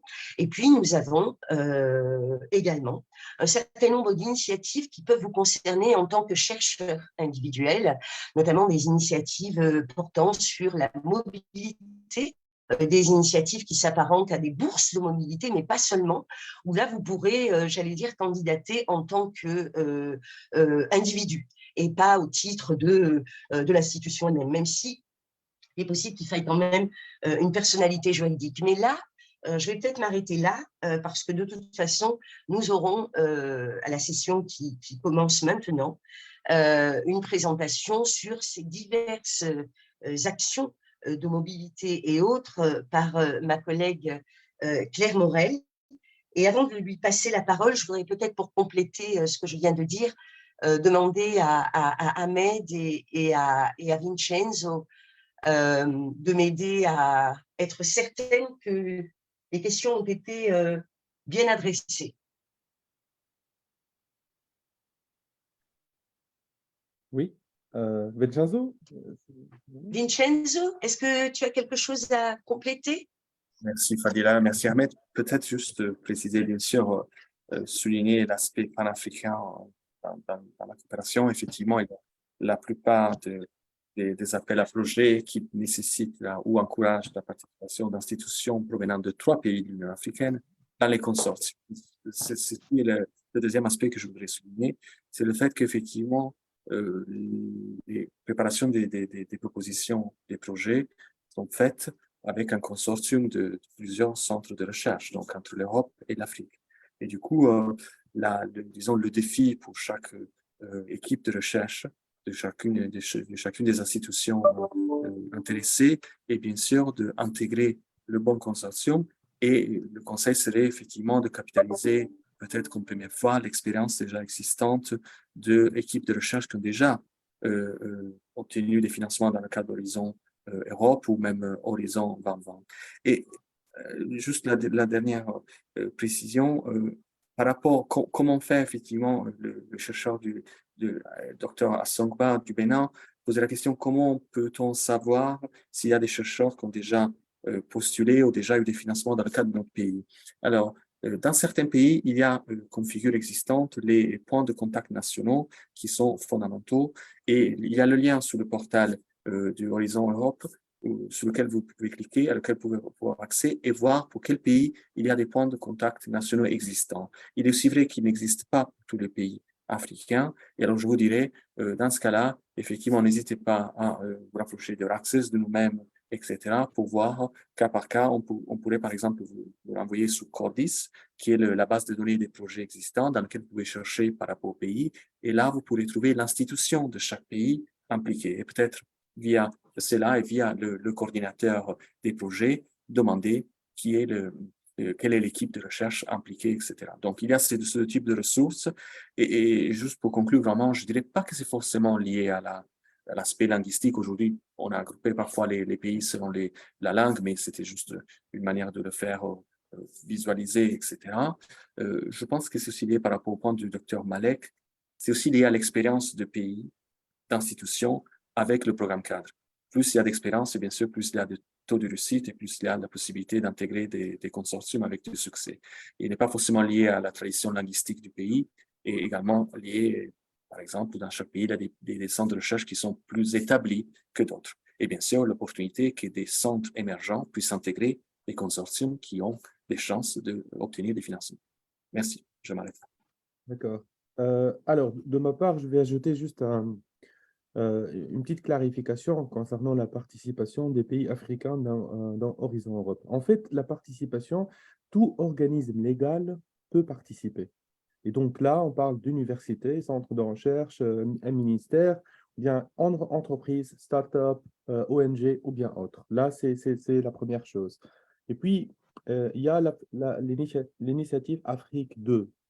Là, c'est-à-dire, il y a des opportunités qui sont plus ou moins, il y a une sorte de, on va dire, les pays africains sont favorisés encore plus dans ces appels-là à faire partie de ces consortiums. Parce que dans chaque appel à projet, on exige une participation africaine, minimum 3 pays africains. Et là, on aura plus encore de chances à faire partie de ces consortiums. Bien sûr, le fait d'être partie prenante d'un consortium dans un projet recherche et innovation, il y a beaucoup d'avantages. Il y a énormément d'avantages, que ce soit le financement, le réseautage, le travail à une échelle collaborative, à l'échelle internationale, le fait d'aller vers une recherche plus encore à fort impact, où on peut aller vers dans certains appels, TRL, c'est l'échelle de l'évolution de la maturité de projet. On peut aller vers un aspect même commercial. Donc, il y a énormément d'avantages. Tous les pays sont éligibles. Toutes les organisations aussi, elles sont éligibles, mais à condition que chaque organisation, lorsqu'elle va participer dans un consortium, elle doit justifier, selon son domaine d'expertise, la participation dans ce projet. Et donc, là, aujourd'hui, c'est une session d'information, mais on aura l'opportunité dans Euraccess Afrique d'organiser des workshops pratiques, comment utiliser la plateforme Funding and Tenders Portal, dans laquelle on peut vraiment chercher, voir tout le process de recherche de partenaires, lire un appel à projet, décortiquer tous les détails, voir les critères d'éligibilité. Donc, il y a des bonnes choses à voir ensemble. Voilà. Merci beaucoup, Ahmed. Merci beaucoup, Vincenzo. Je vois qu'on a un petit quart d'heure de retard par rapport à notre timing, mais ce n'est pas grave, c'est important de pouvoir prendre des questions et de pouvoir vraiment échanger. Mais si vous en êtes d'accord, sans plus attendre, je vais à présent donner la parole à Claire Morel, chef d'unité en charge des actions Marie Sklodowska-Curie à la direction générale en charge de l'éducation et de la culture pour nous faire une présentation, là aussi, des opportunités actuellement ouvertes et qui ciblent les chercheurs africains. Claire?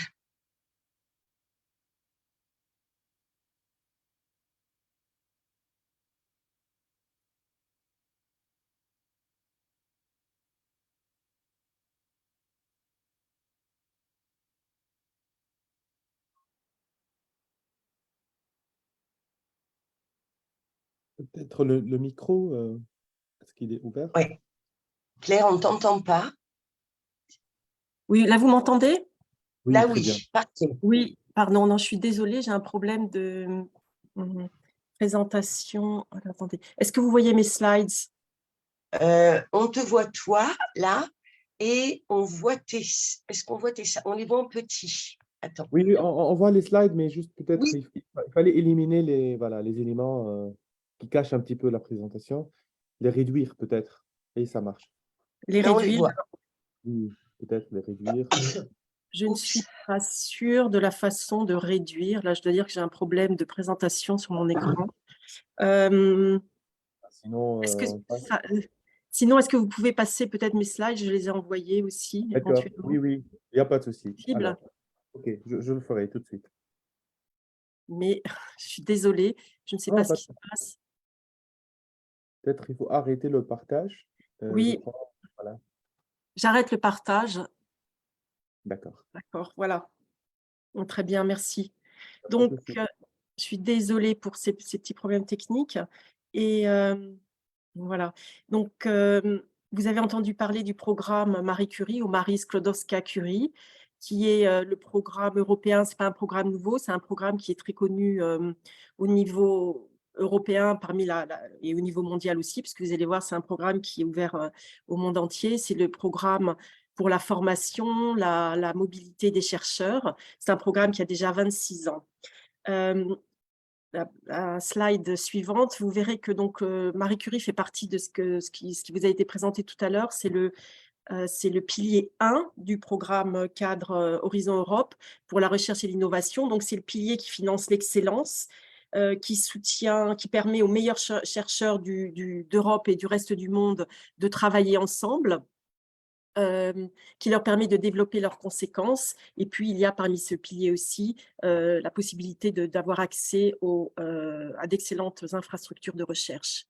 Dans la slide suivante, vous avez les objectifs du programme Marie Curie, donc Marie Skłodowska-Curie, MSCA, qui est le programme donc, qui vise à former des chercheurs hautement qualifiés, qui seront ainsi capables de détecter, de relever les défis à venir, les défis présents, les défis à venir, de fournir à ces chercheurs des compétences nécessaires pour s'insérer sur le marché du travail, innover et transformer leurs connaissances en produits et services, pas uniquement dans le milieu académique et universitaire, mais on met l'accent aussi beaucoup sur la coopération avec le monde non universitaire, donc le monde professionnels en dehors du monde académique. Et c'est un programme aussi qui permet de développer d'excellents programmes doctoraux qui permettent aux organisations qui participent à ces programmes d'augmenter leur attractivité, leur visibilité au niveau mondial. Le budget est de 6,6 milliards pour 7 ans et il a une couverture géographique mondiale. Donc, dans la prochaine slide, vous verrez les principales caractéristiques du programme. Donc c'est un programme qui accompagne les chercheurs à toutes les étapes de leur carrière. On commence au niveau doctoral, mais on finance également des actions de soutien aux chercheurs expérimentés, qui met l'accent sur la mobilité, la formation, le développement des compétences et l'évolution des chercheurs tout au long de leur carrière, qui promeut un impact pas uniquement au niveau des chercheurs individuels, mais également des organisations qui participent au programme à travers donc d'excellents programmes doctoraux, post-doctoraux, et on finance aussi des projets collaboratifs. Je présenterai ensuite nos 5 principales actions. C'est un programme, ce qu'on appelle bottom-up, c'est-à-dire qu'il est ouvert à toutes les disciplines scientifiques. Donc, nous ne lançons pas des appels à propositions qui ciblent certains domaines, mais nos propositions sont sélectionnées sur la base de leur excellence, de leur impact et de la qualité et l'efficacité de leur mise en œuvre. C'est un programme ouvert à la coopération internationale. C'est le programme dans Horizon Europe qui a la plus grande ouverture internationale. Environ 40% de nos chercheurs viennent de pays en dehors de l'Union européenne. Nous mettons aussi l'accent sur la dimension intersectorielle, donc coopération avec le monde non académique et interdisciplinaire. Donc aussi nous proposons des incitations financières pour permettre aux universités, aux centres de recherche de travailler avec l'industrie, les entreprises, mais également avec les administrations, les ONG, c'est très ouvert. Et enfin, le programme Marie Curie promeut des conditions de travail et d'emploi attractives Donc, tous nos chercheurs sont recrutés sous contrat de travail dès le niveau doctoral avec une couverture de sécurité sociale garantie, assurance maladie, et ils reçoivent également des allocations mensuelles pour couvrir leurs frais de subsistance dans le pays où ils sont, de mobilité, et également pour couvrir les besoins de leur famille. Sur la prochaine slide, vous voyez les 5 grandes actions que nous finançons. Merci.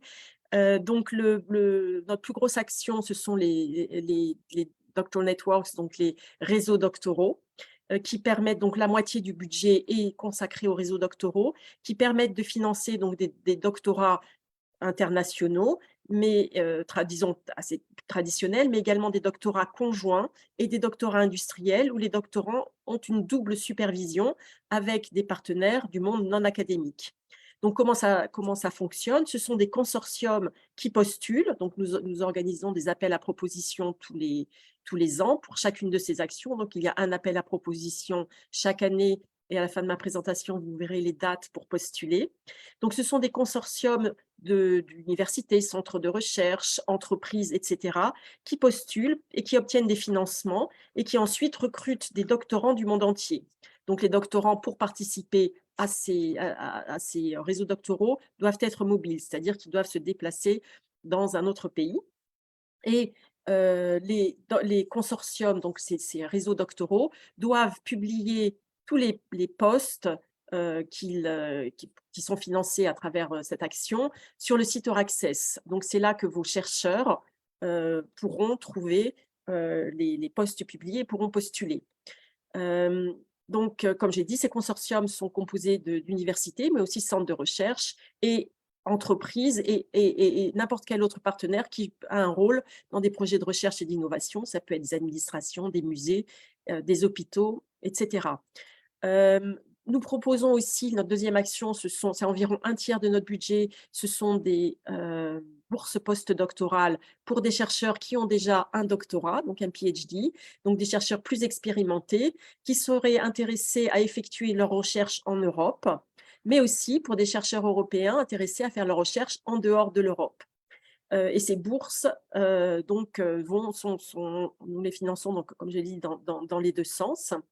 Et pour postuler, là, il faut que le post-doctorant, le chercheur donc plus expérimenté, trouve, par exemple, si c'est un chercheur africain, qu'il trouve une organisation en Europe qui le recevra lors de sa recherche, lors de sa bourse, et ensemble, ils postulent. Donc, c'est l'organisation européenne qui postule, mais le projet doit être développé, bien sûr, en étroite collaboration avec le chercheur africain. Nous finançons également des projets collaboratifs. Donc là, vous voyez Staff Exchange, donc des projets d'échange de personnel qui sont des projets collaboratifs, d'échange de personnel, pas uniquement des chercheurs, mais là aussi, contrairement aux autres actions, nous finançons la mobilité de personnel administratif, technique, managérial. C'est l'action la plus internationale de toutes nos actions et c'est celle aussi qui est la plus facile à aborder si vous n'avez pas d'expérience avec les actions Marie Curie et qui est où le taux de réussite est le plus élevé. Environ, nous finançons, l'année dernière, nous avons financé plus de 30% des projets qui ont été soumis, alors que dans les autres actions, le taux de réussite est un peu plus bas. Finalement, nous finançons aussi une action de co-fund, donc de cofinancement, qui est cofinancement de doctorat et de bourses et de programmes de financement de bourses postdoctorales avec ça peut être avec des universités, avec des organisations nationales, régionales ou internationales, ou des ministères, par exemple. Et ensuite, les projets qui sont financés dans le cadre de cette action de co-fund doivent également publier les postes au niveau doctoral et postdoctoral sur le site Euraccess. Donc, le rôle très, très important du site Euraccess pour trouver toutes ces possibilités de financement. Et finalement, nous finançons également un événement de sensibilisation aux sciences et à la recherche, mais ça, c'est une action qui est limitée à l'Union européenne et aux pays européens qui sont associée au programme Horizon Europe et qui est la Nuit européenne des chercheurs qui a lieu une fois tous les ans à la fin du mois de septembre. Donc, dans la slide suivante, vous verrez qu'il existe différents types de catégories de pays dans le cadre d'Horizon Europe. Je pense que ça vous a déjà été présenté. Et l'Afrique est ce qu'on appelle les pays tiers. Et ils ont, vous allez voir, la possibilité de participer vraiment à toutes les actions Marie Curie. Donc, dans la slide suivante, vous verrez que dans la suivante, oui, pour les organisations, donc par rapport aux 4 actions que je vous ai présentées, vous verrez que les organisations peuvent participer en tant que bénéficiaires aux réseaux doctoraux. Elles ne peuvent pas participer en tant que bénéficiaires aux autres actions. Qu'est-ce que ça veut dire être bénéficiaire? Ça veut dire que les organisations africaines peuvent signer des contrats et qu'elles peuvent aussi recevoir du financement direct, c'est-à-dire pas un financement à travers des partenaires européens. Et ça, c'est très intéressant pour les réseaux doctoraux. Ça veut dire que des universités, des centres de recherche ou autres africains peuvent faire partie d'un consortium qui permet de recevoir des étudiants européens ou des étudiants en fait du monde entier à partir du moment où ils sont mobiles. Pour ce qui est de la possibilité d'être partenaire associé, ils ont cette possibilité dans toutes les autres actions. Dans ces cas-là, ils ne signent pas le contrat, ils ne reçoivent pas un financement direct de la Commission européenne, mais ils peuvent, par exemple, accueillir des chercheurs lors de leur phase de détachement, c'est-à-dire que les chercheurs peuvent être détachés lors de leur doctorat ou de leur bourse postdoctorale, et ça, ils peuvent faire ce détachement dans des centres de recherche des universités européennes, et ils peuvent aussi participer à des activités de formation. Dans la slide suivante, vous verrez les possibilités qui existent pour les chercheurs, donc pas les organisations, mais là les chercheurs. Comme je vous l'ai dit, les chercheurs africains peuvent participer à toutes les actions Marie Curie, sont éligibles à toutes les actions. Et sur cette slide, vous voyez où sont publiés les postes doctoraux ou alors les postdocs. Donc, pour les réseaux doctoraux et pour nos actions qui sont cofinancées, tous ces postes-là doivent être publiés sur Euraccess, ce qui veut dire qu'il y a une grande transparence au niveau du processus de recrutement qui est très ouvert. Et on insiste beaucoup pour que tous les postes soient publiés de façon très internationale et très ouverte. Pour ce qui est de notre action d'échange de personnel, là, c'est l'institution qui postule et ensuite qui doit, et c'est cette institution, une fois qu'elle est sélectionnée, qui doit faire circuler l'information parmi les chercheurs, mais aussi les techniciens ou le personnel administratif, avec évidemment des critères de sélection pour que ces chercheurs à l'intérieur de l'organisation qui a été sélectionnée puissent participer à ces échanges. Et enfin, pour ce qui est des bourses postdoctorales, là, pour postuler, il faut que les chercheurs africains trouvent une organisation hôte en Europe. Et sur le portail Euraccess, il existe la possibilité, certaines organisations européennes cherchent des chercheurs postdoctoraux et postent aussi ces informations de recherche de chercheurs sur Euraccess. Dans la slide suivante, j'ai quelques chiffres clés sur la participation des chercheurs africains au programme Marie Curie lors du programme cadre précédent, donc 2014-2020. Donc la participation est encore assez modeste, 1800 chercheurs africains dans 150 projets. Les institutions qui ont participé à Marie Curie sont essentiellement pour la moitié des universités, mais nous avons aussi des organisations privées, des centres de recherche et des organisations publiques. Et vous voyez la distribution par action, comme je vous l'ai dit, donc la SE, c'est-à-dire l'action de Staff Exchange, d'échange de personnel, est celle qui regroupe le plus grand nombre de participations, puisque c'est une action qui est collaborative, où il est sans doute plus facile de participer, qui est plus accessible. Dans la slide suivante, vous verrez les premiers chiffres pour l'année 2021, c'est-à-dire pour les premiers appels à propositions qui sont maintenant qui ont été sélectionnés et qui ont commencé à la rentrée académique de l'année dernière.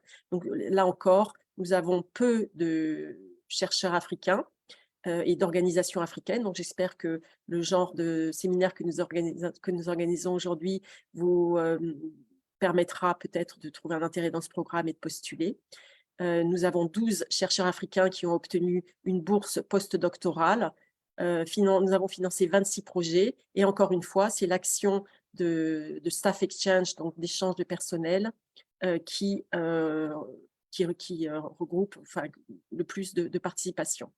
Maintenant, dans la slide suivante, vous verrez le calendrier des appels à propositions pour chacun des appels, chacune des actions que j'ai mentionnées, avec, vous avez d'abord la date d'ouverture de ces appels à propositions, puis la date de clôture, avec le budget correspondant. Dans les slides suivants, vous aurez quelques liens vers des documents politiques, mais aussi des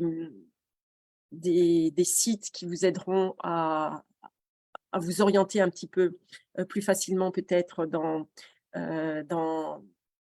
ce qui peut ressembler un petit peu à une jungle d'un programme énorme. Donc, tous les appels sont publiés sur un portail dédié. Donc, il est, je pense, sur la slide suivante, si vous pouvez passer la slide suivante, merci. Donc, et je pense que de toute façon, on vous l'a déjà indiqué. Donc, il y a un portail qui doit se trouver sur cette, voilà, la deuxième ligne. C'est là où sont publiés tous nos appels à propositions. Je vous conseille vraiment de nous suivre sur les réseaux sociaux pour savoir quand nous organisons des journées d'information. Aussi bien, donc, Euraccess, évidemment, organise des journées d'information. Nous avons une association des anciens bénéficiaires de Marie Curie, des alumni, qui organisent aussi des réunions d'information. Je vous conseille de les contacter parce que nous avons beaucoup d'anciens bénéficiaires du programme qui viennent d'Afrique. Certains sont restés en Europe, beaucoup sont retournés en Afrique et peuvent partager leur expérience et vous expliquer comment ils ont fait pour postuler, comment ils ont fait aussi pour recevoir et mettre en œuvre leur projet. Nous avons très peu de points de contact, comme ça vous a été dit, contact Marie Skłodowska-Curie dans les pays africains, il y en a quelques-uns. Donc, si vous n'avez pas de points de contact, n'hésitez pas à contacter les points de contact européens. Et enfin, peut-être un dernier conseil que je voudrais vous donner, si vous avez déjà participé à des projets Erasmus+, ou à d'autres programmes européens, utilisez les réseaux que vous avez développés dans le cadre notamment du programme Erasmus+, parce que souvent, ce sont les mêmes réseaux d'universités, les mêmes qui participent aussi bien à Erasmus+, qu'à Horizon Europe et qui pourront vous mettre en contact éventuellement avec d'autres partenaires de leur réseau européen. Donc voilà à peu près tout ce que je voulais vous dire. J'espère que j'ai été claire et puis je suis disponible pour répondre à vos questions. Merci pour votre attention. Merci beaucoup, Claire. C'était extrêmement précis, extrêmement complet. Sans plus attendre, j'aimerais passer la parole maintenant tout de suite au Dr Ahmed Malel pour Euraccess. Et ensuite, je suis sûre, nous prendrons une série de questions et je suis sûre qu'il y en aura pour tous les deux. Ahmed, je vous en prie. Parfait, merci beaucoup. Donc voilà, juste je vais lancer le plein écran. Voilà, une seconde. Voilà. Donc vous voyez mon écran?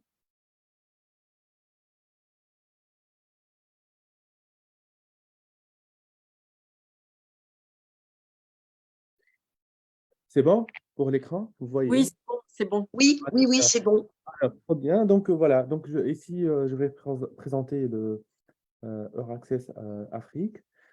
Et avant tout, je commence par Euraccess Worldwide, qui a une mission très importante en lien avec la promotion des opportunités offertes par la Commission européenne. En l'occurrence, le programme cadre de la recherche et innovation Horizon Europe. Donc, Euraccess, c'est une initiative de la Commission européenne créée dans le but de fournir un libre accès aux informations, sur la recherche en Europe, les possibilités de financement, de la recherche, la collaboration internationale et la mobilité transnationale. Il relie les chercheurs du monde entier à l'Europe. En outre, le réseau il est ouvert à toutes les nationalités et à tous les domaines de recherche. Donc, pour Euraccess Afrique, donc généralement, là, il y a les main tasks, donc on va dire les tâches principales. Premièrement, la gestion et le développement du réseau Euraccess Afrique. Donc, il s'agit notamment d'établir des partenariats avec les institutions et les organismes de recherche africains, ainsi que promouvoir la mobilité des chercheurs entre l'Afrique et l'Europe. Deuxièmement, soutien aux chercheurs africains. Il s'agit de fournir des informations, des conseils et une assistance aux chercheurs africains qui souhaitent poursuivre leur carrière en Europe, ainsi que soutenir le développement de la carrière des chercheurs africains qui travaillent déjà en Europe. Troisième point, promouvoir des opportunités de recherche européennes en Afrique. Et là, on parle bien du programme cadre Horizon Europe, que ce soit le premier pilier ou bien le deuxième pilier d'Horizon Europe, où il y a donc aussi, on parle aujourd'hui de l'initiative Afrique 2. Quatrième, renforcer la mise en réseau avec l'ensemble des acteurs africains, la recherche et l'innovation, donc à travers l'organisation des événements et des activités qui favorisent la mise en réseau, la collaboration entre les chercheurs européens et africains, et faciliter l'échange d'informations et d'expertise entre les deux régions. Donc là, vous voyez donc le schéma donc, du worldwide. On est partout dans le monde entier. On est dans l'Amérique du Nord, donc on est dans Latin America et Caribbean, on est dans la Chine, India, Corée, Japan, Asia, Australie, Nouvelle-Zélande. Et aussi, on est en Afrique. Donc là, vous voyez le site, en fait, Euraccess. Et donc, si vous allez mettre dans Google Euraccess, vous allez donc cliquer sur le premier lien. Après, vous allez trouver ce site. Et en cliquant sur Worldwide, ici, donc l'onglet Worldwide, vous allez trouver on va dire, les hubs qui sont dans le monde entier, donc y compris l'Afrique. Donc, vous cliquez sur Africa et n'hésitez pas surtout à s'inscrire. C'est gratuit, c'est gratuit. Vous allez recevoir toutes les informations, toutes les opportunités à propos des événements que nous organisons tout au long de l'année, que ce soit des événements en ligne, des événements en présentiel, que ce soit des opportunités en termes de mobilité et de mise en réseau. Et tout. Donc, n'hésitez pas surtout, pour ceux qui ne sont pas encore donc, déjà membres du réseau Euraccess, cliquez sur ce bouton-là. Dans quelques secondes, vous allez ajouter quelques informations et vous allez être connecté à une source fiable d'informations sur les opportunités européennes. Donc, un overview pour 2022, c'était la première année de lancement d'Euraccess Afrique et c'était vraiment une année riche en fait d'événements, riche de contacts, riche de réseautage. Et comme vous voyez ici, on avait des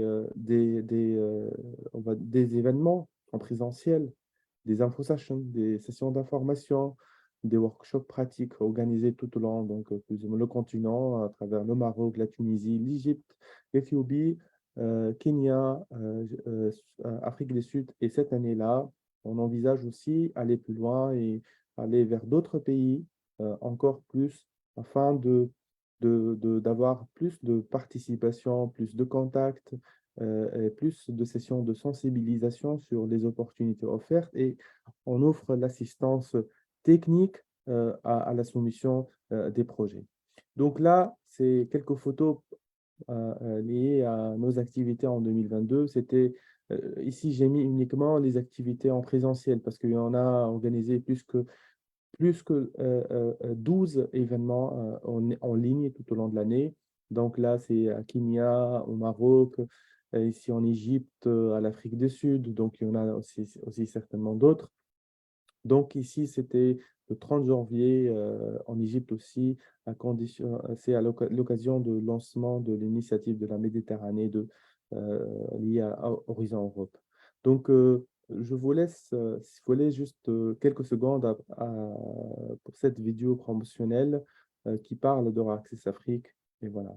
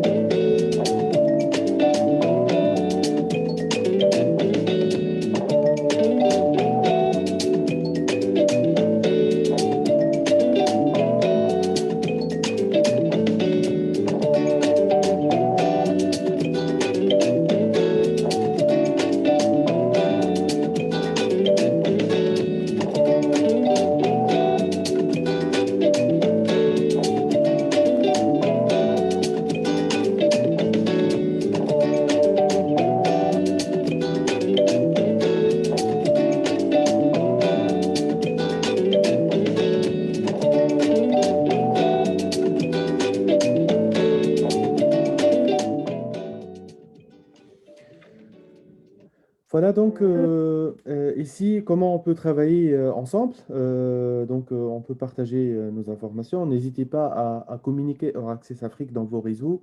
Invitez-nous à participer à vos événements, que ce soit des sessions d'information. Si vous avez des événements dans vos universités, n'hésitez pas surtout. On peut intervenir pour présenter les opportunités qui sont là. On peut aussi sensibiliser les chercheurs et les enseignants-chercheurs qui sont affiliés à vos organisations et à vos universités, de prendre de les sensibiliser de l'importance de participer, de prendre donc les opportunités offertes. Transmettez-nous les demandes de financement de l'Union européenne pour aller dans vos pays et dites-nous comment nous pouvons vous aider davantage, que ce soit à travers l'assistance à la rédaction des projets et à l'utilisation des plateformes qui sont disponibles concernant les opportunités de financement Horizon Europe, les anciens projets déjà qui sont dans Cordis et tout. Les outils qu'on utilise généralement, c'est le site web, c'est l'outil principal. On est encore dans les réseaux sociaux, on utilise les flash notes, on envoie les flash notes, on envoie les newsletters. On organise des sessions d'information, on organise aussi des workshops pratiques, que ce soit en ligne ou bien en présentiel. Donc là, le site d'Euraccess, si vous allez jeter un coup d'œil sur le site, vous allez trouver les opportunités qui concernent toutes les thématiques de recherche. Et donc les chercheurs africains sont éligibles, nous sommes éligibles, donc nous pouvons profiter, nous pouvons participer à ces opportunités-là. Il y a aussi la partie Events, où il y a tous les événements. Dans chaque événement, il y a aussi, pour ceux qui ont raté des événements, ils peuvent aussi trouver l'enregistrement vidéo des infos, des sessions d'information déjà. Ils peuvent aussi télécharger tous les documents et les slides déjà associés à ces événements-là. Donc, pour le site Euraccess d'une façon générale, c'est à titre d'exemple. C'est plus que 2 millions de visiteurs par année et plus que 1,2 million pages vues en un mois. Et c'est gratuit, c'est gratuit. Donc, par exemple, ici, en 2021, c'est plus que 93 000 positions, opportunités. Position, on parle de PhD student, il y a un doctorant ou bien un post-doc, qui sont déjà publiés dans le site Euraccess, Euraccess Job. Donc, pour finir, un conseil, rejoignez-nous, soyez informés, soyez proactifs, cliquez sur ce bouton-là pour affilier, voilà, pour être membre déjà du réseau Euraccess Afrique. Nous sommes sur Twitter, nous sommes sur LinkedIn, nous sommes sur Facebook et notre email c'est africa@euraccess.net.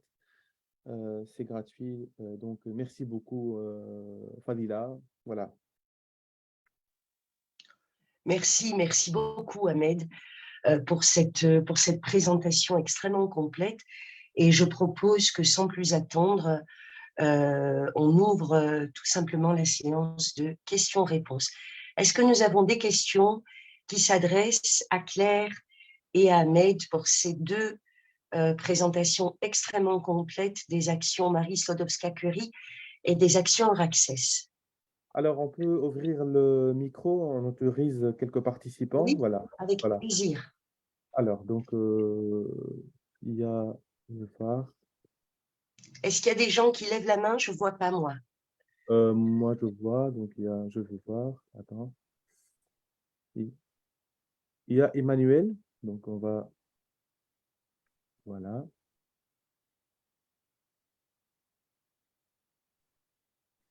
Emmanuel, Bonjour. bonjour. Bonjour. Bonjour. Oui, merci pour la présentation des offres. Je voudrais savoir s'il y a la possibilité d'être financé dans le cadre de la recherche étant dans son pays, c'est-à-dire que, et avec les partenaires, quitte à faire peut-être des voyages en Europe et rentrer. Donc, je veux savoir si on peut financer dans ces conditions-là. Merci. Merci à vous pour cette question. Je propose qu'on prenne une série de questions et puis Claire Oui. et Ahmed vous répondront. Exactement. D'accord. Donc, il y a César.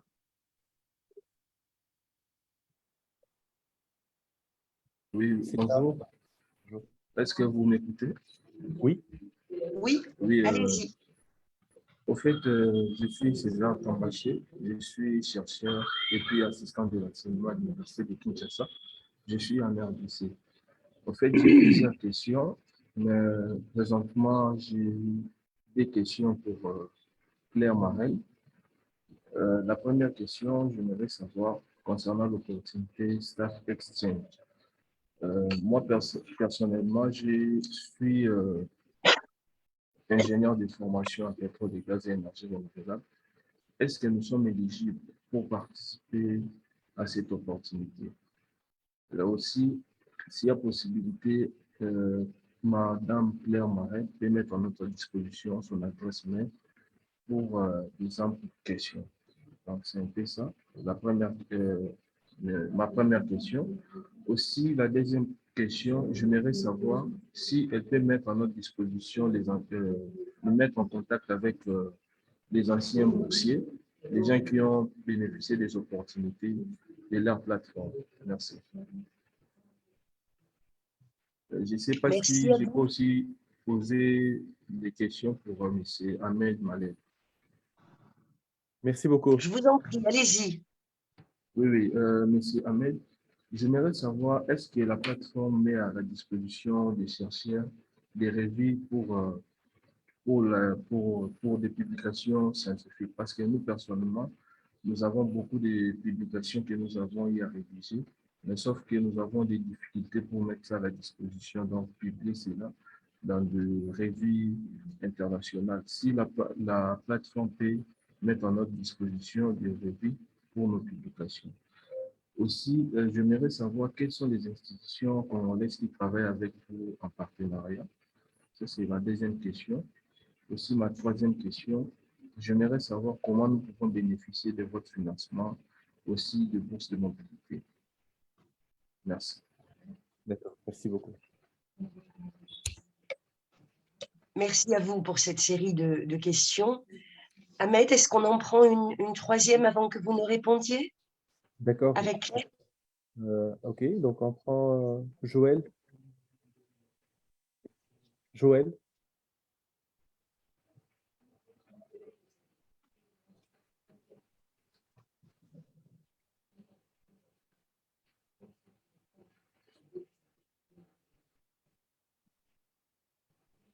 Joël, est-ce que vous nous entendez? Non, il y a un problème. Donc, on essaie de voir un autre participant. On peut peut-être, en attendant de solutionner ce problème, commencer à répondre à ces questions-là. Claire, est-ce que tu veux commencer? Est-ce qu'il y en avait qui te… Oui, bien sûr, merci. Alors, sur la question concernant la possibilité de participer au programme Marie Sklodowska-Curie sans quitter son pays, si j'ai bien compris. C'était ça, votre question. alors, il y a une dimension de mobilité dans le programme Marie Curie, c'est-à-dire que pour nos doctorants et les chercheurs postdoctorants, ils doivent aller dans enfin, oui, ils doivent être mobiles, c'est-à-dire qu'ils ne peuvent pas avoir résidé dans le pays où ils sont envoyés. Enfin, il y a des règles de mobilité bien précises, donc c'est quand même un programme de mobilité. Par contre, là je parle de mobilité quand même d'assez long terme, puisque pour la durée maximale de nos doctorats est de 3 ans, et pour les bourses postdoctorales, c'est entre 1 et 3 ans. Donc, effectivement, ça peut parfois poser un problème pour des chercheurs d'être absents si longtemps de leur pays, de leur laboratoire ou de leur environnement professionnel. Si ça pose un problème, nous avons l'action Staff Exchange, donc l'action d'échange de personnel, où là, la durée minimum de cette mobilité est de 1 mois. Donc, voilà, il existe différentes modalités, différentes possibilités, différentes durées de mobilité. Mais c'est quand même important, pour nous, il est important de mettre, disons, la mobilité au cœur du programme Marie Curie. Il y avait une autre question sur la possibilité de participer à l'action Staff Exchange, donc à l'action d'échange de personnel. Elle est ouverte à toute organisation qui joue un rôle dans le domaine de la recherche et l'innovation, université, centre de recherche, entreprise. Ce qui est important de comprendre, c'est que vous devez, pour postuler, vous devez avoir des partenaires en Europe. C'est-à-dire qu'il doit avoir au moins 3 partenaires dans 3 pays européens différents, mais il peut y avoir autant de partenaires en dehors de l'Union européenne. Là, il n'y a pas de limite sur le nombre de partenaires. Donc, si vous avez déjà des contacts avec des centres de recherche ou avec des universités européennes, n'hésitez pas à utiliser ces réseaux pour monter un projet de recherche collaborative. Donc, c'est ouvert évidemment à tout le monde. Pour ce qui est de donner mes coordonnées, il n'y a pas de problème. Vous pouvez me contacter, je vous mettrai en contact avec les collègues de mon unité qui sont en charge de notre coopération avec l'Afrique.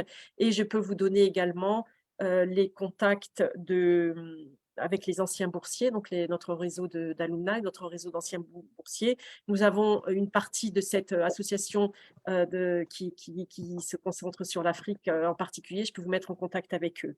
Dans la dernière slide qui vous sera envoyée, je pense qu'il y a un lien vers notre association des anciens. Merci.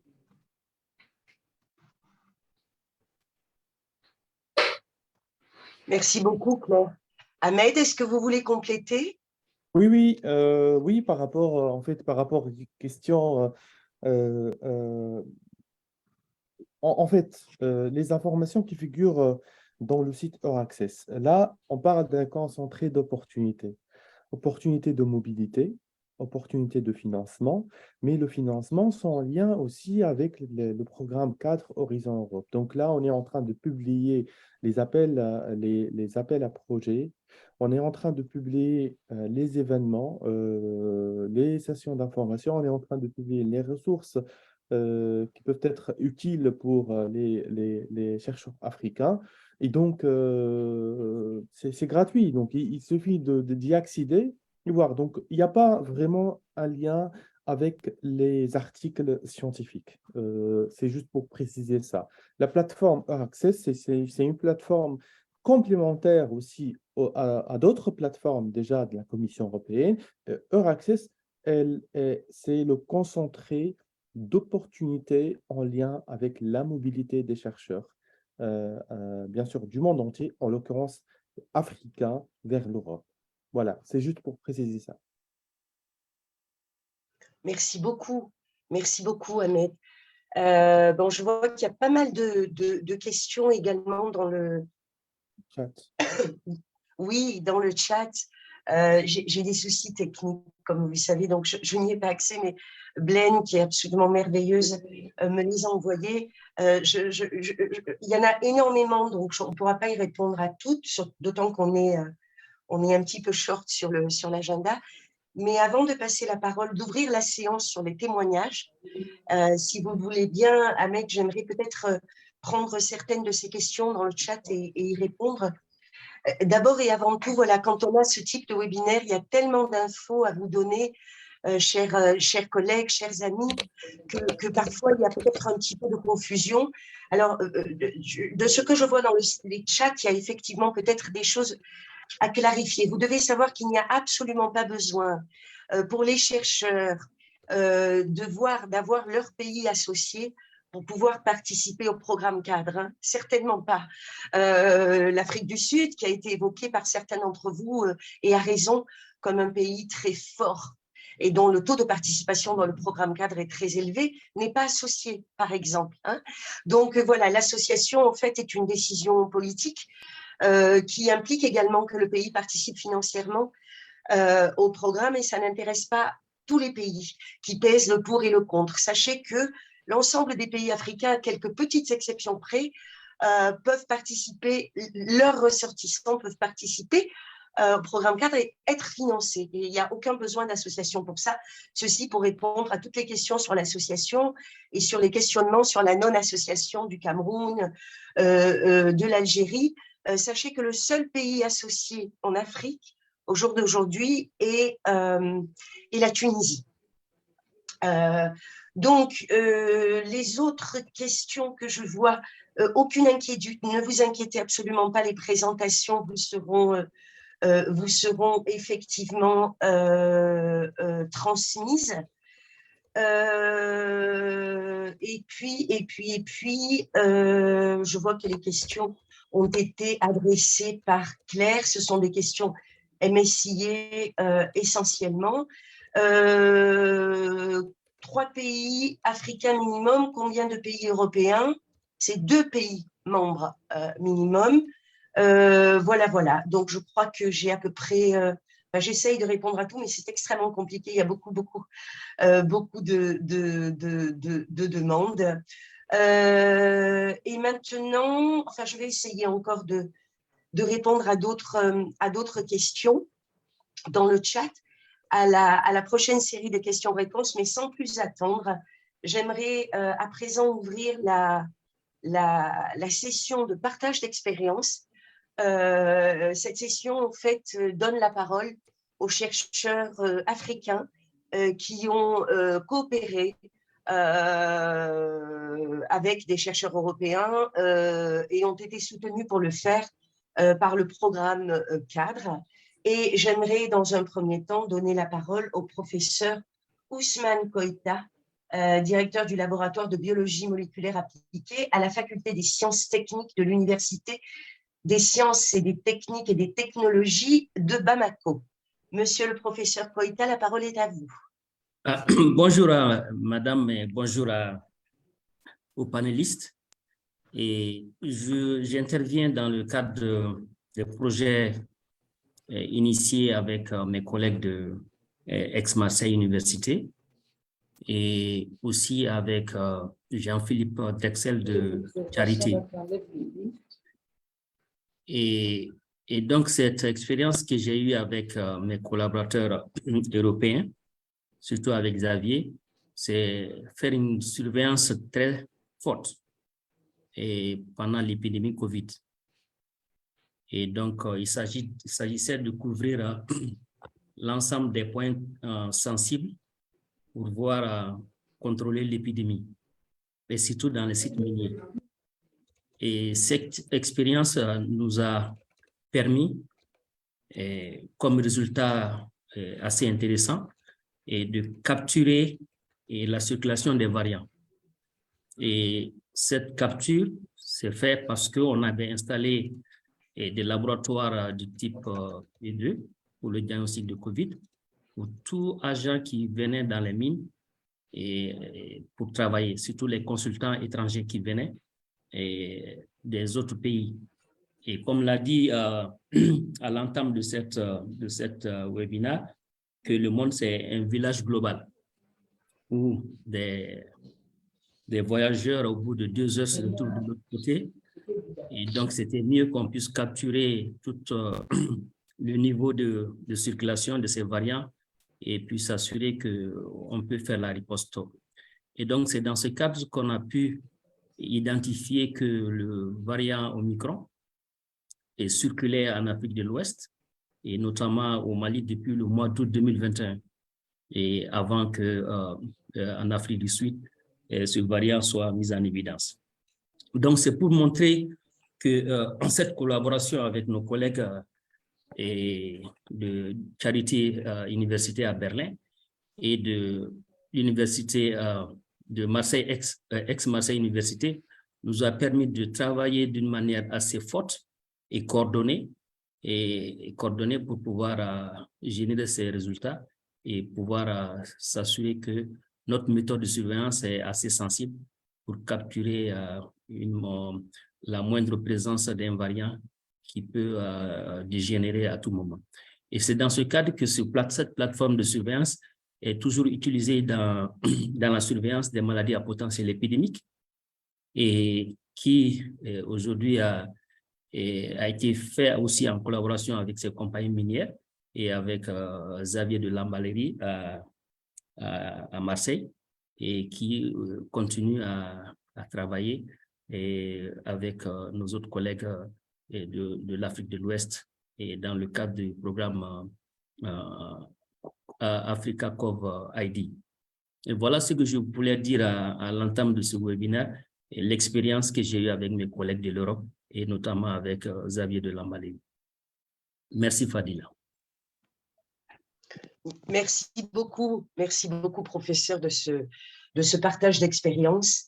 C'est très important, je crois, pour tout le monde et en particulier pour les candidats potentiels à l'avenir d'entendre effectivement les expériences, la vôtre et celle des autres intervenants, l'expérience que vous avez pu avoir du programme cadre. Donc, encore une fois, vraiment mes plus sincères remerciements, professeur.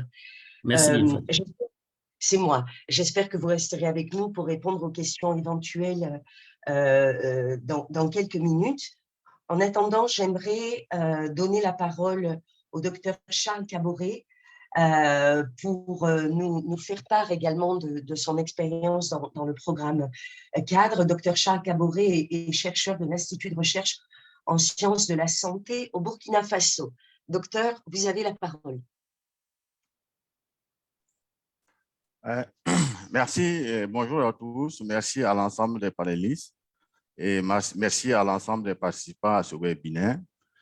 Et je suis Dr Charles Caboret, je suis médecin épidémiologiste à l'Institut de recherche en sciences de la santé, qui est l'un des 4 instituts qui composent le Centre national de la recherche scientifique et technologique du Burkina Faso, en abrégé CNRST. J'ai bénéficié d'une bourse IRD, c'était les bourses, les allocations de recherche pour une thèse au Sud, qui m'a permis de faire une thèse d'épidémiologie à Sorbonne Université, sous la direction d'Alexandre Dumont, qui est directeur de recherche IRD au niveau du CEPED. Cette thèse a porté essentiellement sur les déterminants de la pratique de la césarienne en Afrique de l'Ouest. Il s'agissait notamment d'identifier les déterminants en rapport avec les professionnels de santé. Et je suis actuellement l'investigateur principal au Burkina Faso du projet Calidec, qui vise en fait à promouvoir l'utilisation appropriée de la césarienne dans les pays à faible et moyen revenu. Ce projet regroupe des pays comme l'Argentine, le Burkina Faso, la Thaïlande et le Vietnam. Et ce projet est financé par la Commission européenne dans le cadre du programme Horizon 2020. Donc, mon implication, en fait, au sein de ce projet est la conséquence de mes travaux de thèse. Et ce projet vient, en fait, comme une continuité de ces travaux, parce qu'en plus des déterminants en rapport avec les professionnels de la santé, les déterminants de la pratique de la césarienne en rapport avec les professionnels de la santé qui avaient été abordés lors de la thèse, nous abordons d'autres déterminants parce qu'aujourd'hui, il est connu que la pratique, l'augmentation des taux de césarienne ne peut plus être vue simplement comme le reflet de pratiques inappropriées. Donc, il y a d'autres déterminants en rapport avec les femmes et en rapport avec l'organisation des soins que nous ciblons dans le cadre du projet Calidec. Donc, c'est un projet qui s'articule essentiellement autour de 4 composantes. La première composante concerne la mise en œuvre de directives pour l'indication de la césarienne dans les hôpitaux participants. La deuxième composante concerne la mise en œuvre de la classification de Robson couplée à l'audit des indications de césarienne chez les femmes à faible risque. La troisième composante concerne la mise en œuvre du compagnonnage pendant le travail et l'accouchement, tel que recommandé par l'OMS. Et enfin, la dernière composante concerne la mise en œuvre d'un outil d'aide à la décision, dont l'objectif est de sensibiliser les femmes lors des consultations prénatales sur les risques et les avantages de chaque mode d'accouchement, afin qu'il y ait de favoriser une prise de décision consensuelle et éclairée concernant le mode d'accouchement. Donc, mon expérience au sein de ce consortium est vraiment une expérience très positive parce qu'il s'agit d'un consortium qui est pluridisciplinaire avec des équipes de recherche d'horizons divers et cela est vraiment très enrichissant sur le plan scientifique. Voilà. En outre, il faut dire clairement que au regard de la quasi-absence de financement des instituts de recherche par les politiques, les financements tels que les financements de l'Union européenne sont les seuls financements qui peuvent nous permettre de faire de la recherche ayant de l'envergure. Voilà. Nous rencontrons parfois quelques difficultés justement avec ces financements. Il s'agit notamment de la répartition des financements parfois dans le temps, parce qu'il arrive que, bon, parce que cela se base sur le principe que parfois, certains instituts sont capables de préfinancer les activités en attendant l'arrivée des autres tranches. Et ça, ce n'est pas toujours évident parce que, encore une fois, nos instituts ne sont pas financés. Donc, parfois, ça peut créer des difficultés. Et la dernière difficulté que je voulais mentionner, c'est le renseignement des feuilles de temps. Quand vous travaillez dans les projets européens, généralement, il faut renseigner ces feuilles de temps-là. Et ça, c'est une pratique assez inhabituelle dans notre contexte et qui pose parfois des difficultés. Parce que nous avons l'habitude d'engager le personnel qui travaille sur les projets de recherche sur la base de contrats avec des livrables. Donc, l'utilisation des feuilles de temps, c'est vraiment une pratique qui est nouvelle pour nous, avec laquelle nous essayons de faire, mais ce n'est pas toujours très évident. Voilà, voilà ce que je voulais partager avec vous en vous remerciant encore une fois.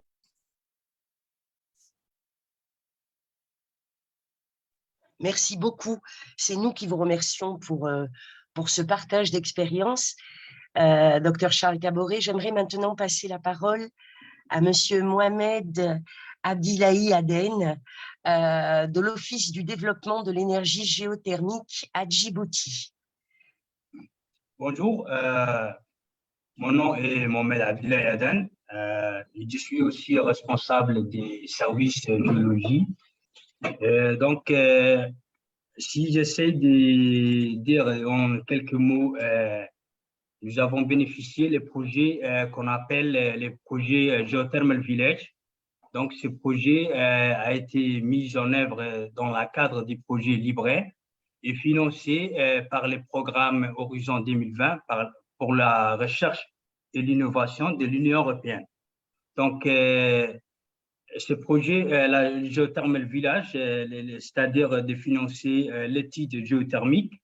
Donc, la géothermie est l'une des énergies renouvelables et on le trouve partout, surtout plutôt là où les zones où géologiquement ou bien des zones tectoniquement instables, qu'on retrouve des volcans et des sources chaudes et des fumerolles.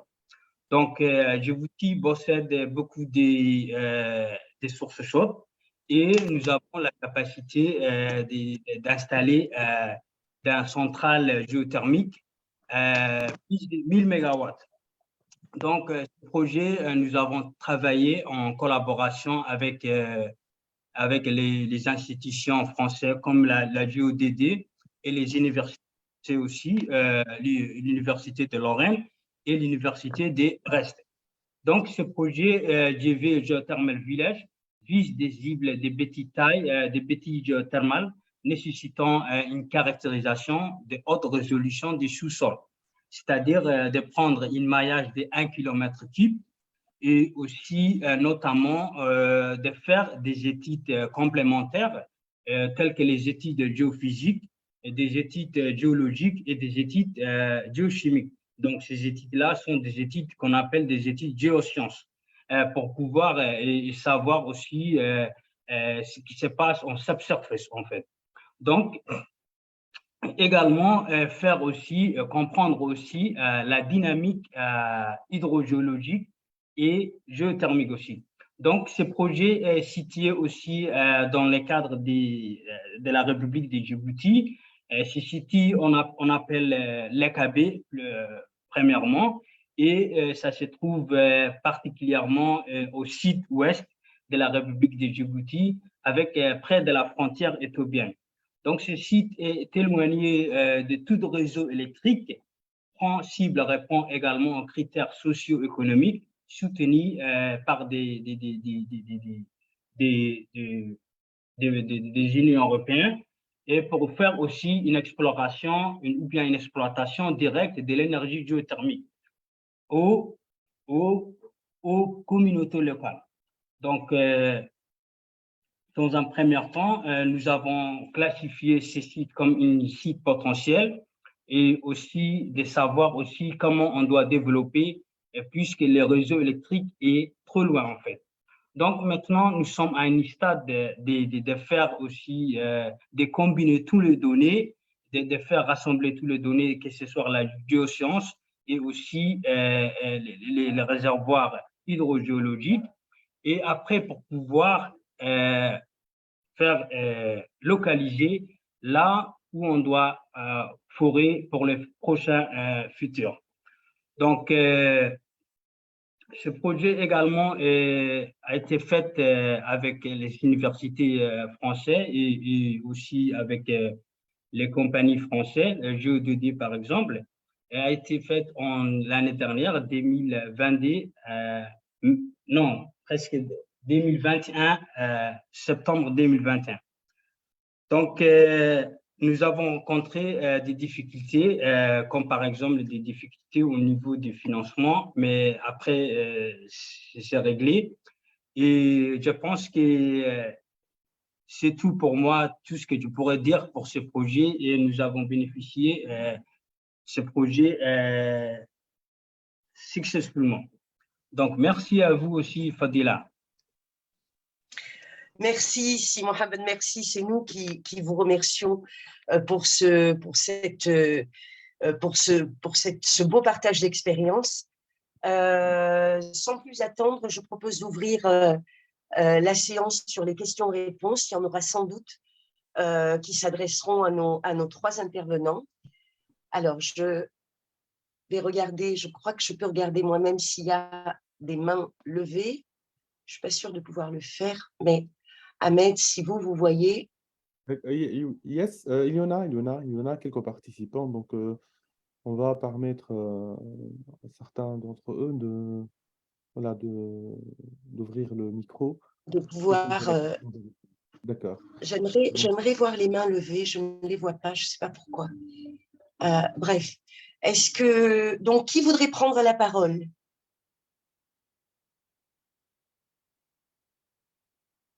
Pas de questions? Abdelali, attends. Salut. Bonjour. Bonjour. Bonjour. Ma question, c'est rentre dans le cadre comment un docteur chômeur en Tunisie, par exemple, peut participer à un projet européen, Horizon Europe, ou bien H2020, ou bien je ne sais pas quoi. D'accord. C'est-à-dire, est-ce qu'on peut proposer un projet ou bien entrer dans un projet préexistant européen? D'accord. Merci. Bien noté. Merci pour votre question. Okay. D'autres questions? Alors, il y a Youssoufou. Oui. Youssoufou. Ah oui, je vois, il y a pas mal de questions, oui. Allô? Alors, allô, vous m'entendez? Monsieur Youssoufou Daouda Labo. Merci. Moi, c'est Youssouf Daouda Labo. Je suis béninois, mais je suis actuellement au Kenya. Je voudrais juste poser quelques questions à ceux qui sont venus témoigner. Si je veux participer ou postuler à un des projets de Horizon Europe, quels sont les critères sur lesquels ils ont été évalués et quels ont été les aspects sur lesquels ils ont mis un accent, ce qui a fait la particularité de leur projet et qui a pu retenir l'attention de ceux-là qui ont décidé de leur accorder le financement. J'avais laissé, je profite pour reposer quelques questions que j'avais laissées dans le chat box, malheureusement qui n'ont pas été répondues. Si nous avons, moi j'ai particulièrement un groupe d'amis au Bénin avec qui on travaille, on a créé une organisation, avec qui on a postulé pour un groupe de travail de l'OMC, l'Organisation mondiale du commerce, qu'on appelle WTO, et notre projet a été sélectionné, c'est dans le cadre de la réduction, la stratégie de réduction carbone au niveau des SME, et nous sommes actuellement à la phase de recherche de financement. Je ne sais pas comment nous allons pouvoir entrer en contact avec les partenaires, surtout l'Horizon Europe ou l'Union européenne, pour voir la mesure d'obtenir un financement. Je dis au passage que ça va à un montant d'environ 600 millions de francs CFA. Merci. Merci à vous. J'ai vu votre question dans le chat et bien entendu, je vais laisser la parole à nos chercheurs pour vous répondre sur les critères de sélection dont ils ont été sélectionnés, sur lesquels vous les avez interpellés. J'aimerais simplement répondre à votre question concernant la participation dont vous posiez effectivement dans le chat et vous venez de reposer la question sur la participation éventuelle d'organisations non gouvernementales. La réponse est oui. Il ne s'agit pas, donc vous posiez la question en disant est-ce que seuls les États peuvent participer? Non, absolument pas. Toutes les personnes morales peuvent participer au programme. Donc, ce peut être des centres de recherche, ce peut être des universités, ce peut être des organisations non gouvernementales, ce peut être des associations type loi 1901. Voilà, à partir du moment où c'est une personnalité juridique, elle peut participer au programme cadre. Voilà, je m'arrête là pour cette petite partie de votre question. Et pour ce qui concerne le reste, je passe la parole à nos intervenants qui voudraient intervenir effectivement sur la manière dont vous avez été sélectionnés pour les beaux projets que vous nous avez présentés. Vous permettez? Je vous en prie. Oui, cette question, vous l'avez déjà répondu. En dehors de ça, j'avais posé la question de savoir si on a déjà un projet et qu'on souhaite un financement. Le projet, c'est pas ça. Même si ce n'est pas forcément dans le cadre des axes ciblés par Horizon Europe, si on a un projet qui éventuellement ne cadre pas avec tous ces différents axes, est-ce qu'il y a possibilité d'obtenir des financements? Ce que vous avez dit tout à l'heure, ça a été déjà répondu dans le chat. D'accord, autant pour moi. Voilà. Okay. Non, alors non, parce qu'en fait, ce que vous dites, c'est nous avons un projet, nous cherchons des financements pour pouvoir faire notre projet, vous pourrez être financé que si ça rentre dans le cadre des appels à propositions. Okay. Donc, vous voyez, donc les appels sont extrêmement larges. Il y a vraiment, ce ne sont pas des appels d'offres. C'est pas un cahier des charges où on vous dit on veut ci, on veut ça, on veut que vous le fassiez comme ci, comme ça. Pas du tout. C'est extrêmement large, mais ça reste des appels à propositions dans lesquels il y a un certain nombre de critères et notamment des critères au niveau de la participation. Il faut qu'il y ait un certain nombre de pays européens et de pays africains qui participent. Merci. J'espère que j'ai répondu à ces questions spécifiques. Parfaitement, parfaitement. Merci bien. C'est moi. Ousmane, Charles, Mohamed, est-ce que vous aimeriez intervenir? Oui, bon, j'aimerais bien intervenir sur... il y a un de nos collègues qui a demandé comment on pouvait intégrer un projet de recherche en tant que PhD. Si j'ai bien compris la question. Oui. Il faut dire que en général, la participation au sein d'un consortium est basée en fait sur ce que vous faites à l'avance, sur votre expérience. Si on s'intéresse, ça dépend de la thématique à laquelle on s'intéresse. On vous implique dans un projet si vous avez déjà travaillé sur la thématique qui sera abordée dans le projet. Ici, on pense que vous pouvez apporter quelque chose et sur la base de vos travaux antérieurs. Dans mon cas, je pense, comme je le disais, j'ai fait une thèse sur la pratique de la césarienne en Afrique de l'Ouest. Et il s'agissait justement d'identifier les déterminants en rapport avec les professionnels de santé qui pouvaient entraîner en fait une surutilisation de la césarienne dans le contexte. Et ce travail, je l'ai fait sous la direction d'Alexandre Dumont, qui est directeur de recherche à l'IRD.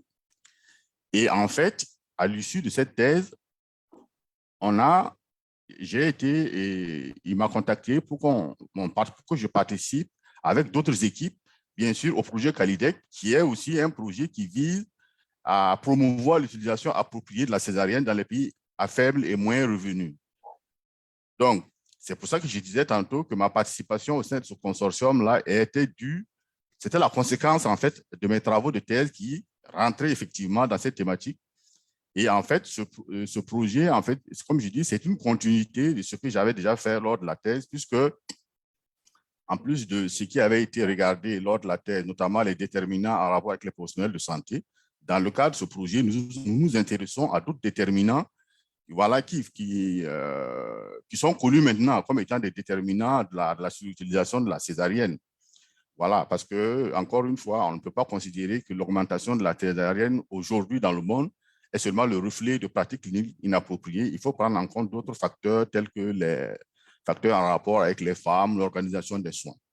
Voilà, donc un peu, voici la façon dont moi j'ai été amené à participer à ce projet. C'est sur la base de ce que j'avais déjà fait lors de ma thèse sur la thématique. Voilà. Je ne sais pas si je réponds un peu à la question. Excellent.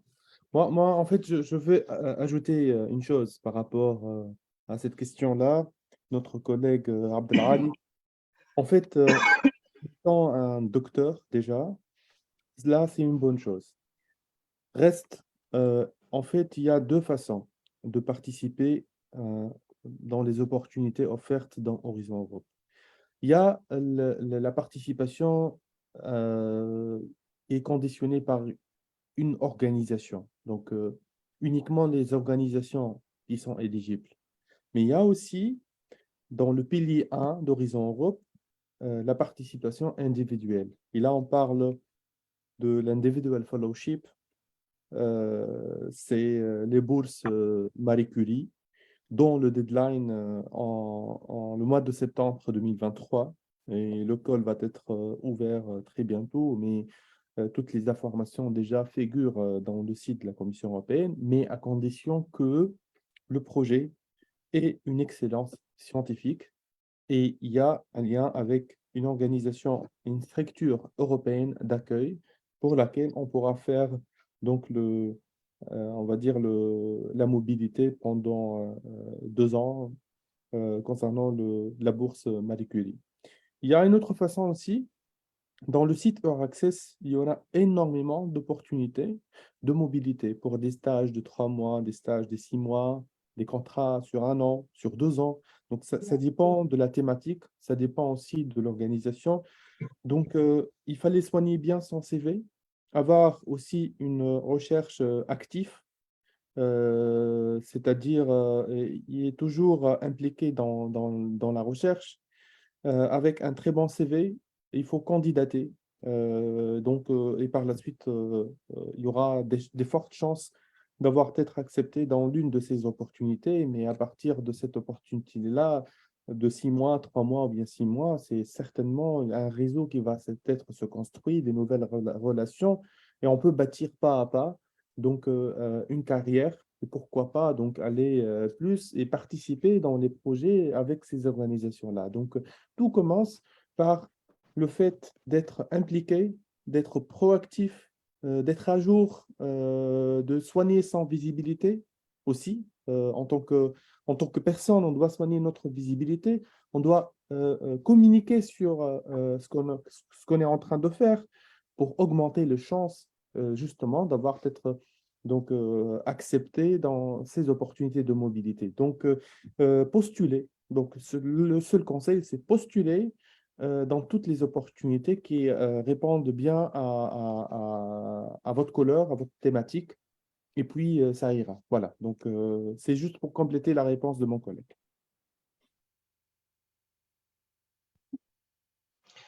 Merci beaucoup. Ahmed, est-ce qu'on a d'autres questions? Ben oui, on peut voir. Donc, je vais regarder moi-même. Je crois Fatima, que... il y a Fatima. Donc, oui. Fatima. Fatima, allez-y, je vous en prie.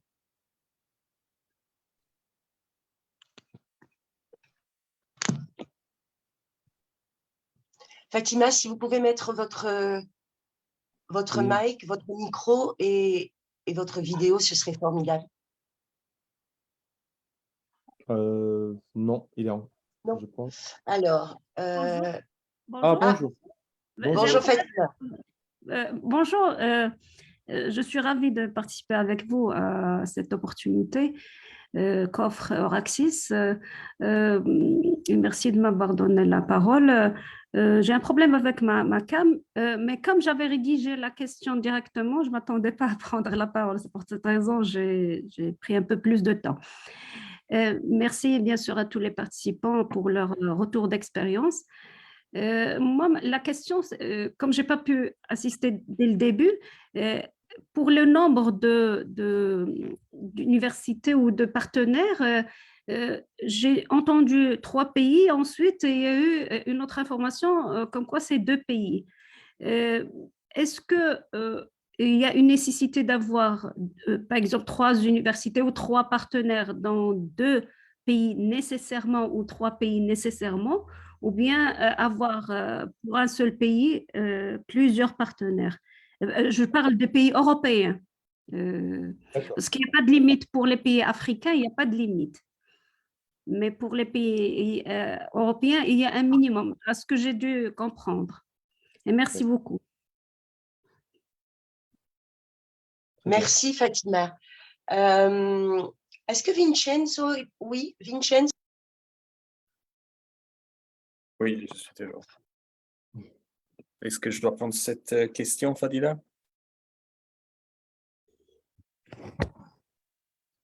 Bon, j'y vais entre-temps. En fait, en réponse, merci pour votre question, Fatima. En réponse, je vous suggère effectivement de regarder dans les détails les critères d'éligibilité de chaque appel.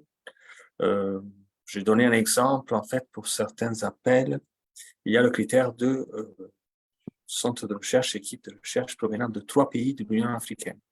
Donc, le nombre de 3 auquel je me référais, c'était par rapport aux pays de l'Union africaine.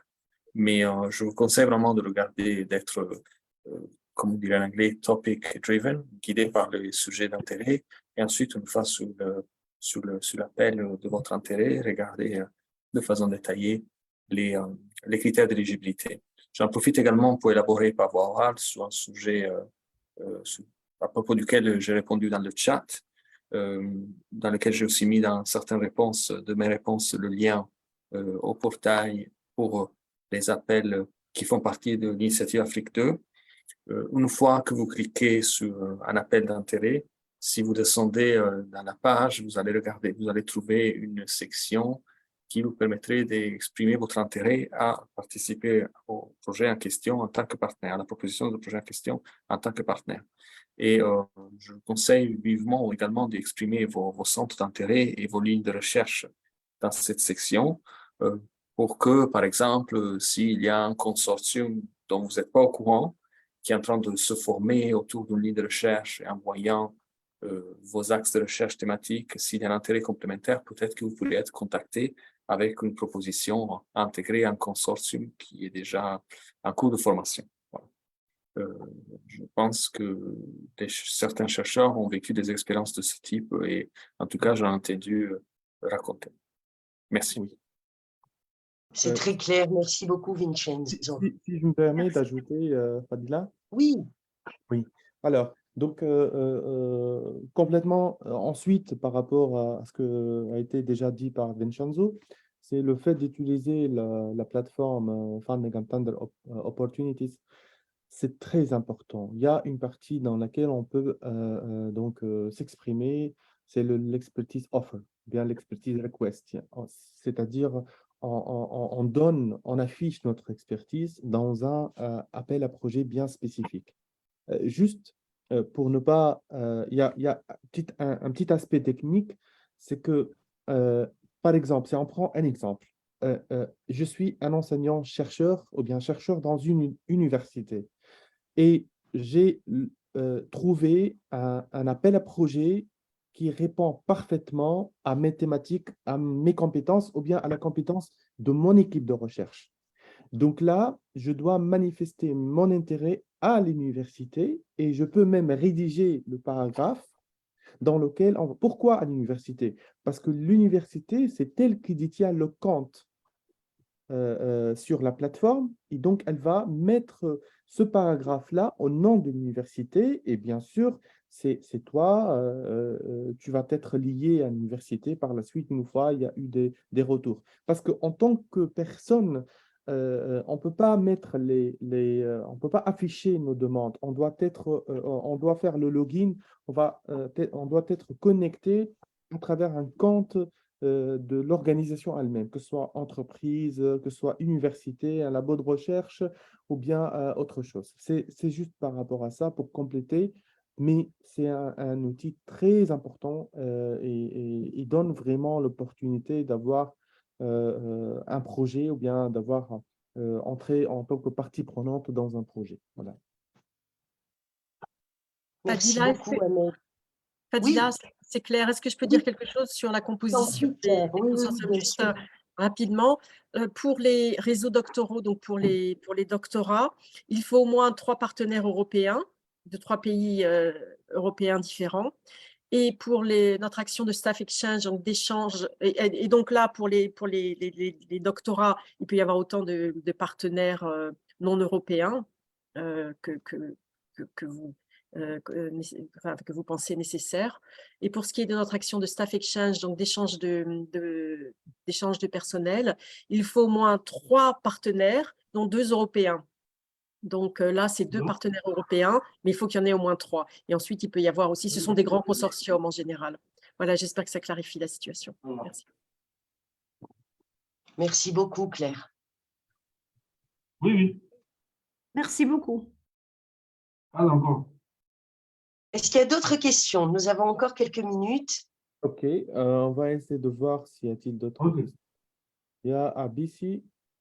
Alors, Abissi, Marc. Abissi. Abissi, s'il vous plaît. Abissi, oui, merci. Bonjour. Bonjour. Bonjour. Oui, non, je suis très heureux d'avoir pris part à cette séance. Je n'ai vraiment pas de préoccupation spécifique, mais l'observation que je fais, c'est que je note vraiment que les universités au niveau du continent africain, notamment l'Afrique de l'Ouest, ne sont pas suffisamment impliquées dans le processus. Et ayant suivi déjà certaines réponses à des questions spécifiques, j'ai également compris que pour vraiment profiter des opportunités, il faut avoir des partenaires dans les universités européennes, ce qui n'est toujours pas facile pour les jeunes chercheurs comme nos nouveaux docteurs. Et donc, à ce niveau, j'ai voulu juste savoir s'il y a vraiment une autre plateforme pour pouvoir vraiment motiver cette implication des jeunes chercheurs, surtout des pays africains de l'Afrique de l'Ouest. Merci. Merci. Merci beaucoup. Donc, Fadila, on répond Non, je me demandais s'il y avait encore d'autres, mais effectivement, j'imagine bien à quel point ce doit être difficile, effectivement, hein, d'avoir des connexions, d'avoir des réseaux, mais effectivement, je crois, j'aimerais peut-être là-dessus passer la parole à Claire, éventuellement, parce qu'il s'agit de jeunes chercheurs africains qui cherchent effectivement des opportunités éventuellement de mobilité. Claire, est-ce qu'il y a une plateforme dédiée vers laquelle on peut envoyer notre ami? Il n'y a pas de plateforme dédiée. Il y a évidemment Access où tous nos postes sont publiés. Par contre, il y a l'association des anciens, l'association des alumni. Et je me demande s'il ne faudrait pas, et ça c'est quelque chose dont on pourra parler ensuite, organiser quelque chose de particulier, un événement peut-être particulier entre l'association et les jeunes chercheurs pour qu'ils expliquent leur parcours, pour qu'ils expliquent comment eux, ils ont utilisé Euraccess, comment ils sont entrés en contact avec des universités, des centres de recherche en Europe, pour que ce soit très concret. Donc peut-être que c'est quelque chose qu'on pourrait faire. Et par ailleurs, n'hésitez pas à m'écrire directement pour que je vous mette en contact avec cette association d'anciens. Ils sont très actifs, hein, c'est des associations de chercheurs qui ont bénéficié du programme et qui sont toujours disponibles pour partager leur expérience et qui organisent eux-mêmes des formations. Ils organisent aussi des programmes de mentoring, donc pour accompagner jeunes chercheurs africains dans leur parcours de postulant à des bourses européennes. Donc, n'hésitez pas à me contacter et je vous mettrai en contact avec eux. Merci beaucoup, Claire. Extrêmement important. Et effectivement, pareil, hein, ce que disait Claire, n'hésitez pas à nous contacter tous, j'allais dire, hein, pour effectivement, comme suivi de ce séminaire, pour effectivement avoir des infos. Ahmed, vous vouliez prendre la parole. Pardon, je vous ai coupé. Non, non, c'est par rapport à moi. Ah, j'ai cru que c'était vous, pardon. Non, non, il n'y a pas de souci. Mais en fait, la mise en réseau, bon, il y a le réseau, il y a déjà la plateforme Euraccess dans laquelle il y a beaucoup d'offres de mobilité, il y a beaucoup d'organisations. Dans chaque publication, déjà, il y a des contacts vers des laboratoires, vers des structures d'accueil à l'échelle européenne. Donc là aussi, c'est une source. C'est une source. Il y a aussi la plateforme Cordis. Donc Cordis, qu'est-ce qu'il y a? Dans Cordis, il y a les anciens déjà projets, déjà acceptés, financés dans le cadre de H2020 et des autres programmes cadres FP7, etc. Donc là aussi, il y a une mine d'informations sur voilà, donc les partenaires. Mais je dirais toujours un seul mot, c'est que soigner votre réputation, il faut être connecté aux sources d'informations, il faut suivre les pages sur LinkedIn, sur les réseaux sociaux, sur les sites web, sur Twitter. Il y en a beaucoup. Donc, c'est à partir de ce moment-là où on va recevoir toutes les informations à temps et on doit être proactif euh, pour prendre l'initiative et contacter donc, les responsables, les contacter. Donc, un peu partout. C'est comme ça que ça se construit. Il ne faut pas oublier aussi que chaque organisation, chaque université, même en Afrique, elle a noué des relations dans des anciens projets ou bien des projets en cours Erasmus. Donc aussi, c'est une opportunité. C'est à travers le réseau déjà qui est installé. Donc, on peut commencer par le premier cercle, donc qui est le réseau, ensuite aller vers d'autres contacts plus avant.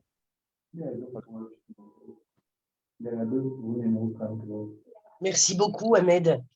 Je vois qu'il y a encore quelques mains levées dans le chat. Je ne sais pas si c'est updated ou si c'est encore le cas. Je vois que Juste Vidal Vaudonou a levé la main. Juste, est-ce que vous êtes avec nous encore?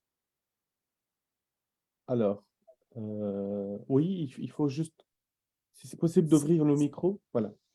Ah, voilà. Oui. Ok, rebonjour, c'est un grand plaisir pour moi de suivre encore Europe Access. Je suis enseignant à l'Université nationale d'agriculture Bénin. J'ai suivi vos présentations. Je remercie vraiment les communicants. J'ai quelques questions. Quand j'ai suivi un peu les présentations, j'ai remarqué que, surtout au niveau de l'Afrique francophone, par rapport au nombre d'appels, au nombre de candidatures, il y a de très peu qui sont retenus. Alors, j'aimerais savoir, est-ce que c'est pas possible de faire un renforcement de capacité de ces chercheurs-là pour pouvoir rehausser un peu leur niveau? Est-ce que c'est forcément le dossier qui est mauvais sur le fond ou bien c'est juste des questions de forme? Est-ce qu'il n'y a pas de mesures exceptionnelles pour pouvoir encourager, n'est-ce pas, pour pouvoir former davantage à comment postuler à ces appels à candidature pour pouvoir les gagner?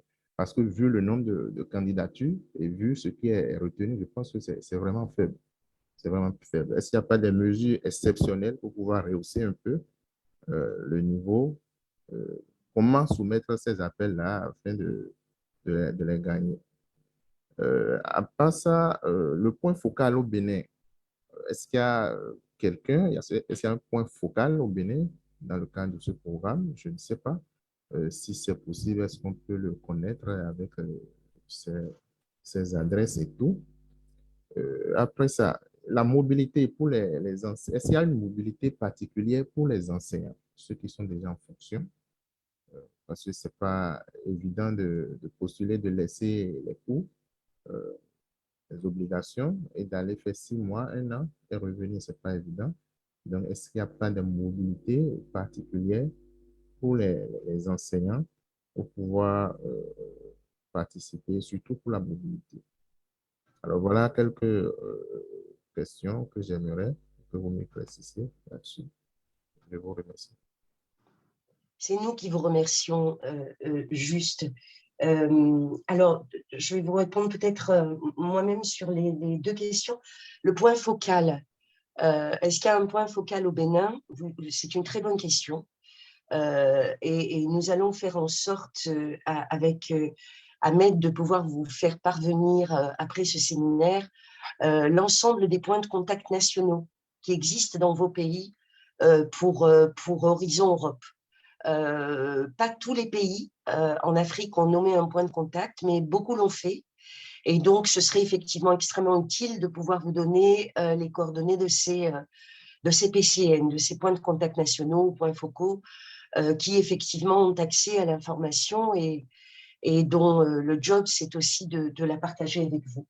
Sur le deuxième point, sur le taux de succès extrêmement bas pour l'Afrique de l'Ouest, c'est vrai, mais je dois vous dire que le taux de succès est extrêmement bas pour tous les candidats au programme cadre, y compris les Européens. Hein. Ça, vous devez savoir, dans le dernier programme cadre, le taux de succès était proche de 12%. Et je parle des Européens. Pour les Africains, ça peut être plus élevé. Voyez, donc ce sont des taux qui sont très bas. Et donc, ça veut dire une concurrence et une compétition qui est extrêmement élevée. Et en sachant que le premier critère de sélection est l'excellence scientifique, évidemment, ça veut dire que la nécessité de renforcer les capacités scientifiques, sans doute dans un certain nombre d'institutions, en Afrique, aussi en Europe, est là. Alors, le programme cadre permet de le faire en Europe, mais ne permet pas de le faire dans les pays tiers. Je répondais à votre question sur, j'allais dire, le renforcement des capacités ou du seed funding pour préparer des projets de recherche. Ceci étant dit, pas mal de pays le font. Et donc, il faudrait effectivement vous rapprocher. Pas mal d'institutions aussi le font, d'institutions de recherche. Donc, il faudrait effectivement vous rapprocher de ces institutions-là. Un dernier mot, et je passe la parole à ma collègue Claire sur votre question concernant la mobilité, mais un dernier mot juste pour vous dire que effectivement, nous sommes complètement conscients de la nécessité d'investir dans les capacités de recherche, et c'est pour ça que nous travaillons aussi beaucoup avec nos collègues et amis de la DG INTPA, partenariats internationaux, et ils ont tendance à de plus en plus investir dans la création et le renforcement des capacités scientifiques en Afrique. Et j'ai le plaisir d'ailleurs de vous annoncer que pour la première fois, le programme indicatif régional Afrique, sur lequel travaille la DG INTPA, pas nous, mais c'est important, soutient la formation des capacités scientifiques, donc recherche et innovation en Afrique. Et donc, quand je dis soutien, ça veut dire y compris financièrement. Donc ça, c'est effectivement extrêmement important. Voilà, je m'arrête là sur votre question sur la mobilité. Claire, est-ce que tu aurais peut-être des précisions à apporter là-dessus? Si j'ai bien compris, la question concernait la mobilité des enseignants, c'est ça? Des enseignants, c'est ce que j'ai compris. Oui. Voilà, c'est ça. Oui, bien sûr, dans notre action d'échange de personnel, tout le personnel qui peut avoir un rôle dans le domaine de la recherche et de l'information peut participer aux actions de mobilité. Ce sont des mobilités de moins longue durée que pour les doctorats, évidemment, ou que pour nos bourses post-doctorales. La mobilité va de 1 à 12 mois et elle peut être fractionnée. Donc, elle est plus facile à organiser pour des chercheurs ou des enseignants, évidemment, qui ont des charges de cours qui fait qu'ils ne peuvent pas s'absenter pendant très longtemps. Et c'est l'action, comme vous l'avez vu peut-être dans les statistiques que j'ai présentées, donc notre action Staff Exchange, donc échange de personnel, qui est celle où les organisations africaines participent le plus. Donc oui, c'est tout à fait possible. OK. Merci beaucoup, Claire. Juste, j'espère que nous avons répondu à vos questions. Oui, tout à fait. Mais j'ai encore une petite question. Est-ce que Oui, est-ce que ce programme finance les infrastructures, les laboratoires, l'équipement des laboratoires et autres? Le programme Horizon Europe finance très peu les infrastructures dans les pays tiers. Donc, nous le faisons dans les pays européens, mais nous n'avons pas forcément le mandat pour le faire dans les pays tiers. Donc, on le fait, mais on le fait très peu. Si vous regardez, nous avons un programme de recherche sur les infrastructures au sein de la DGRTD. Il y a un certain nombre d'initiatives, et il y a d'ailleurs eu une initiative très précise et très ciblée sur l'Afrique dans le cadre de l'initiative Afrique 1. Donc, il y a un certain nombre de choses, mais pas à la hauteur, j'allais dire, de ce qui serait requis. Là, effectivement, ça relève beaucoup plus des synergies entre les différents instruments de l'Union européenne et notamment la synergie entre le programme cadre Horizon Europe et le programme pour les partenariats internationaux qui est le programme NDICI. Donc, pour répondre de manière courte et précise à votre question, juste, oui, nous le faisons, mais très peu et pas à la hauteur de ce qui serait requis. OK. Alors, je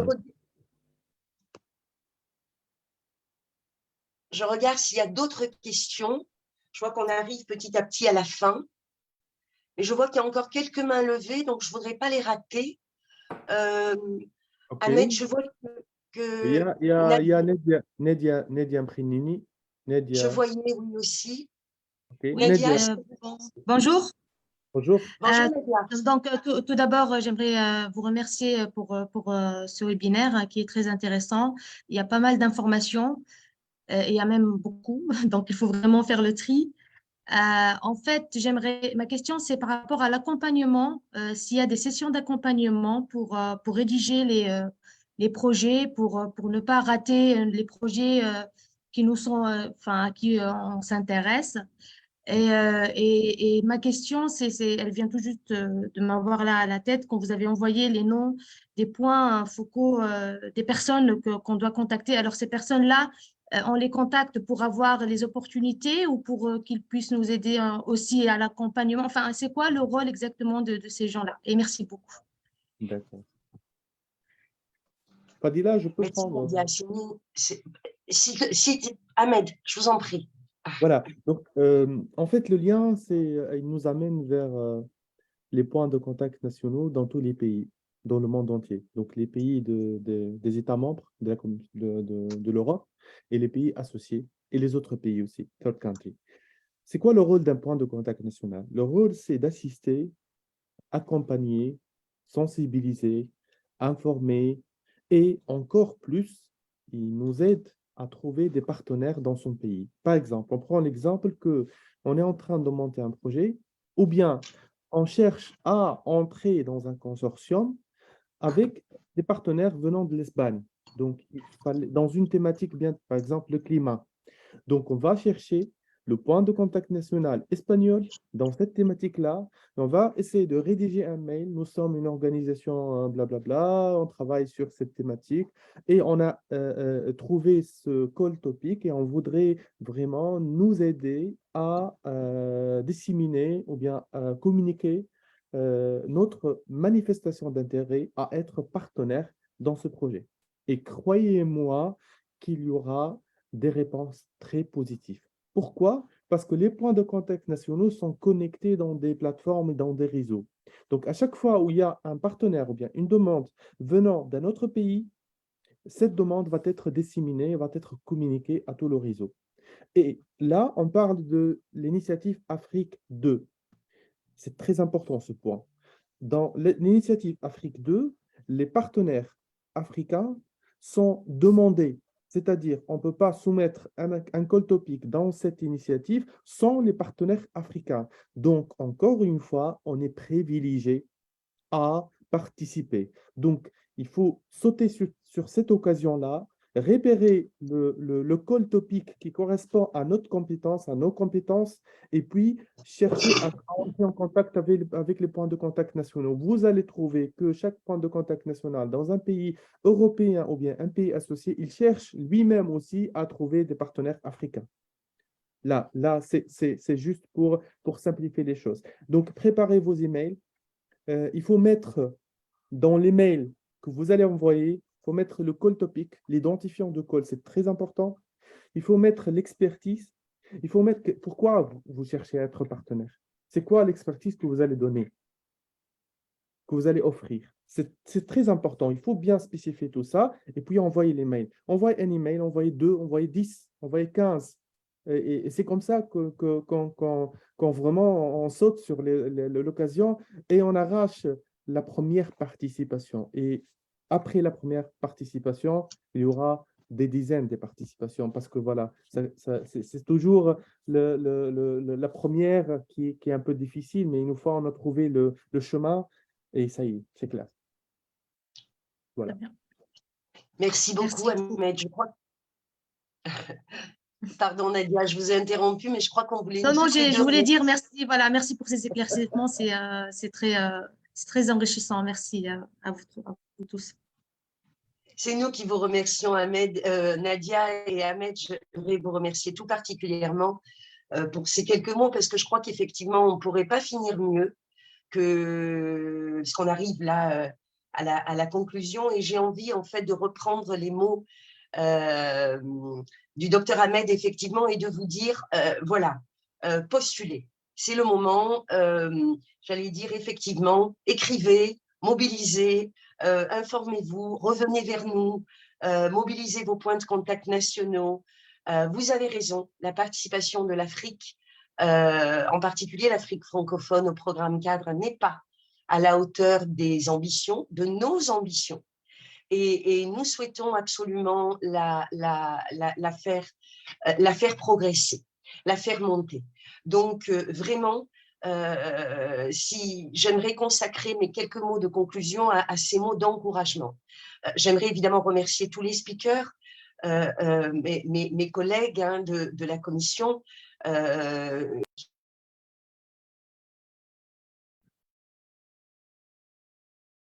Le micro, Fadila, on n'entend pas.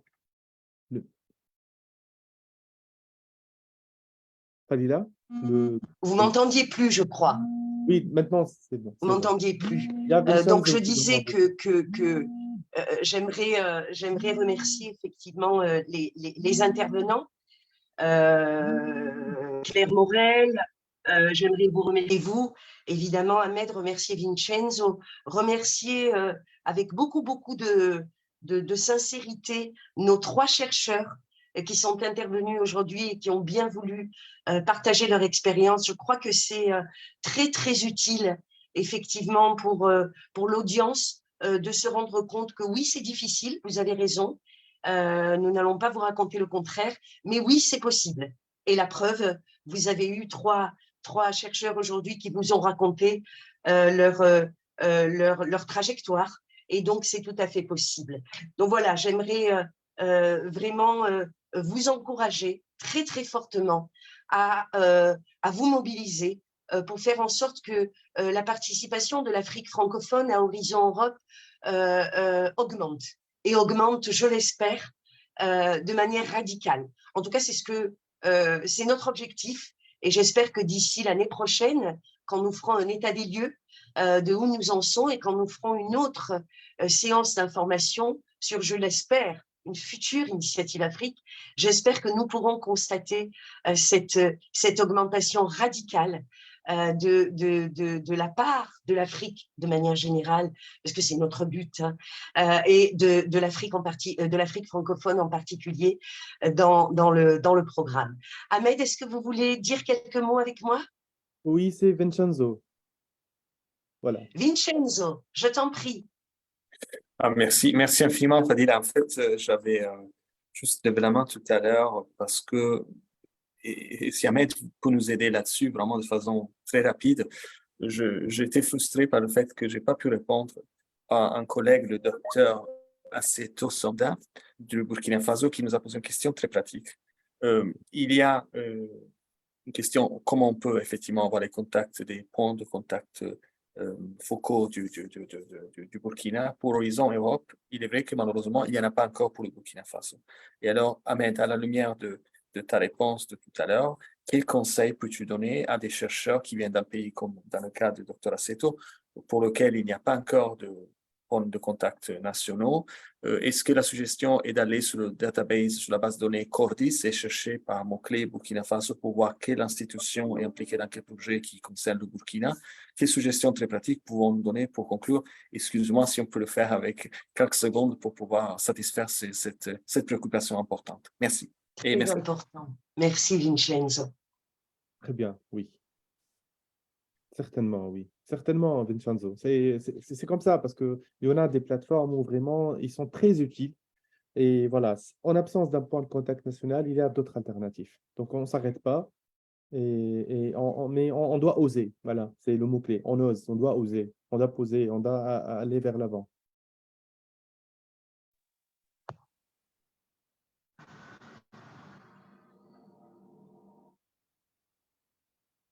Fadila?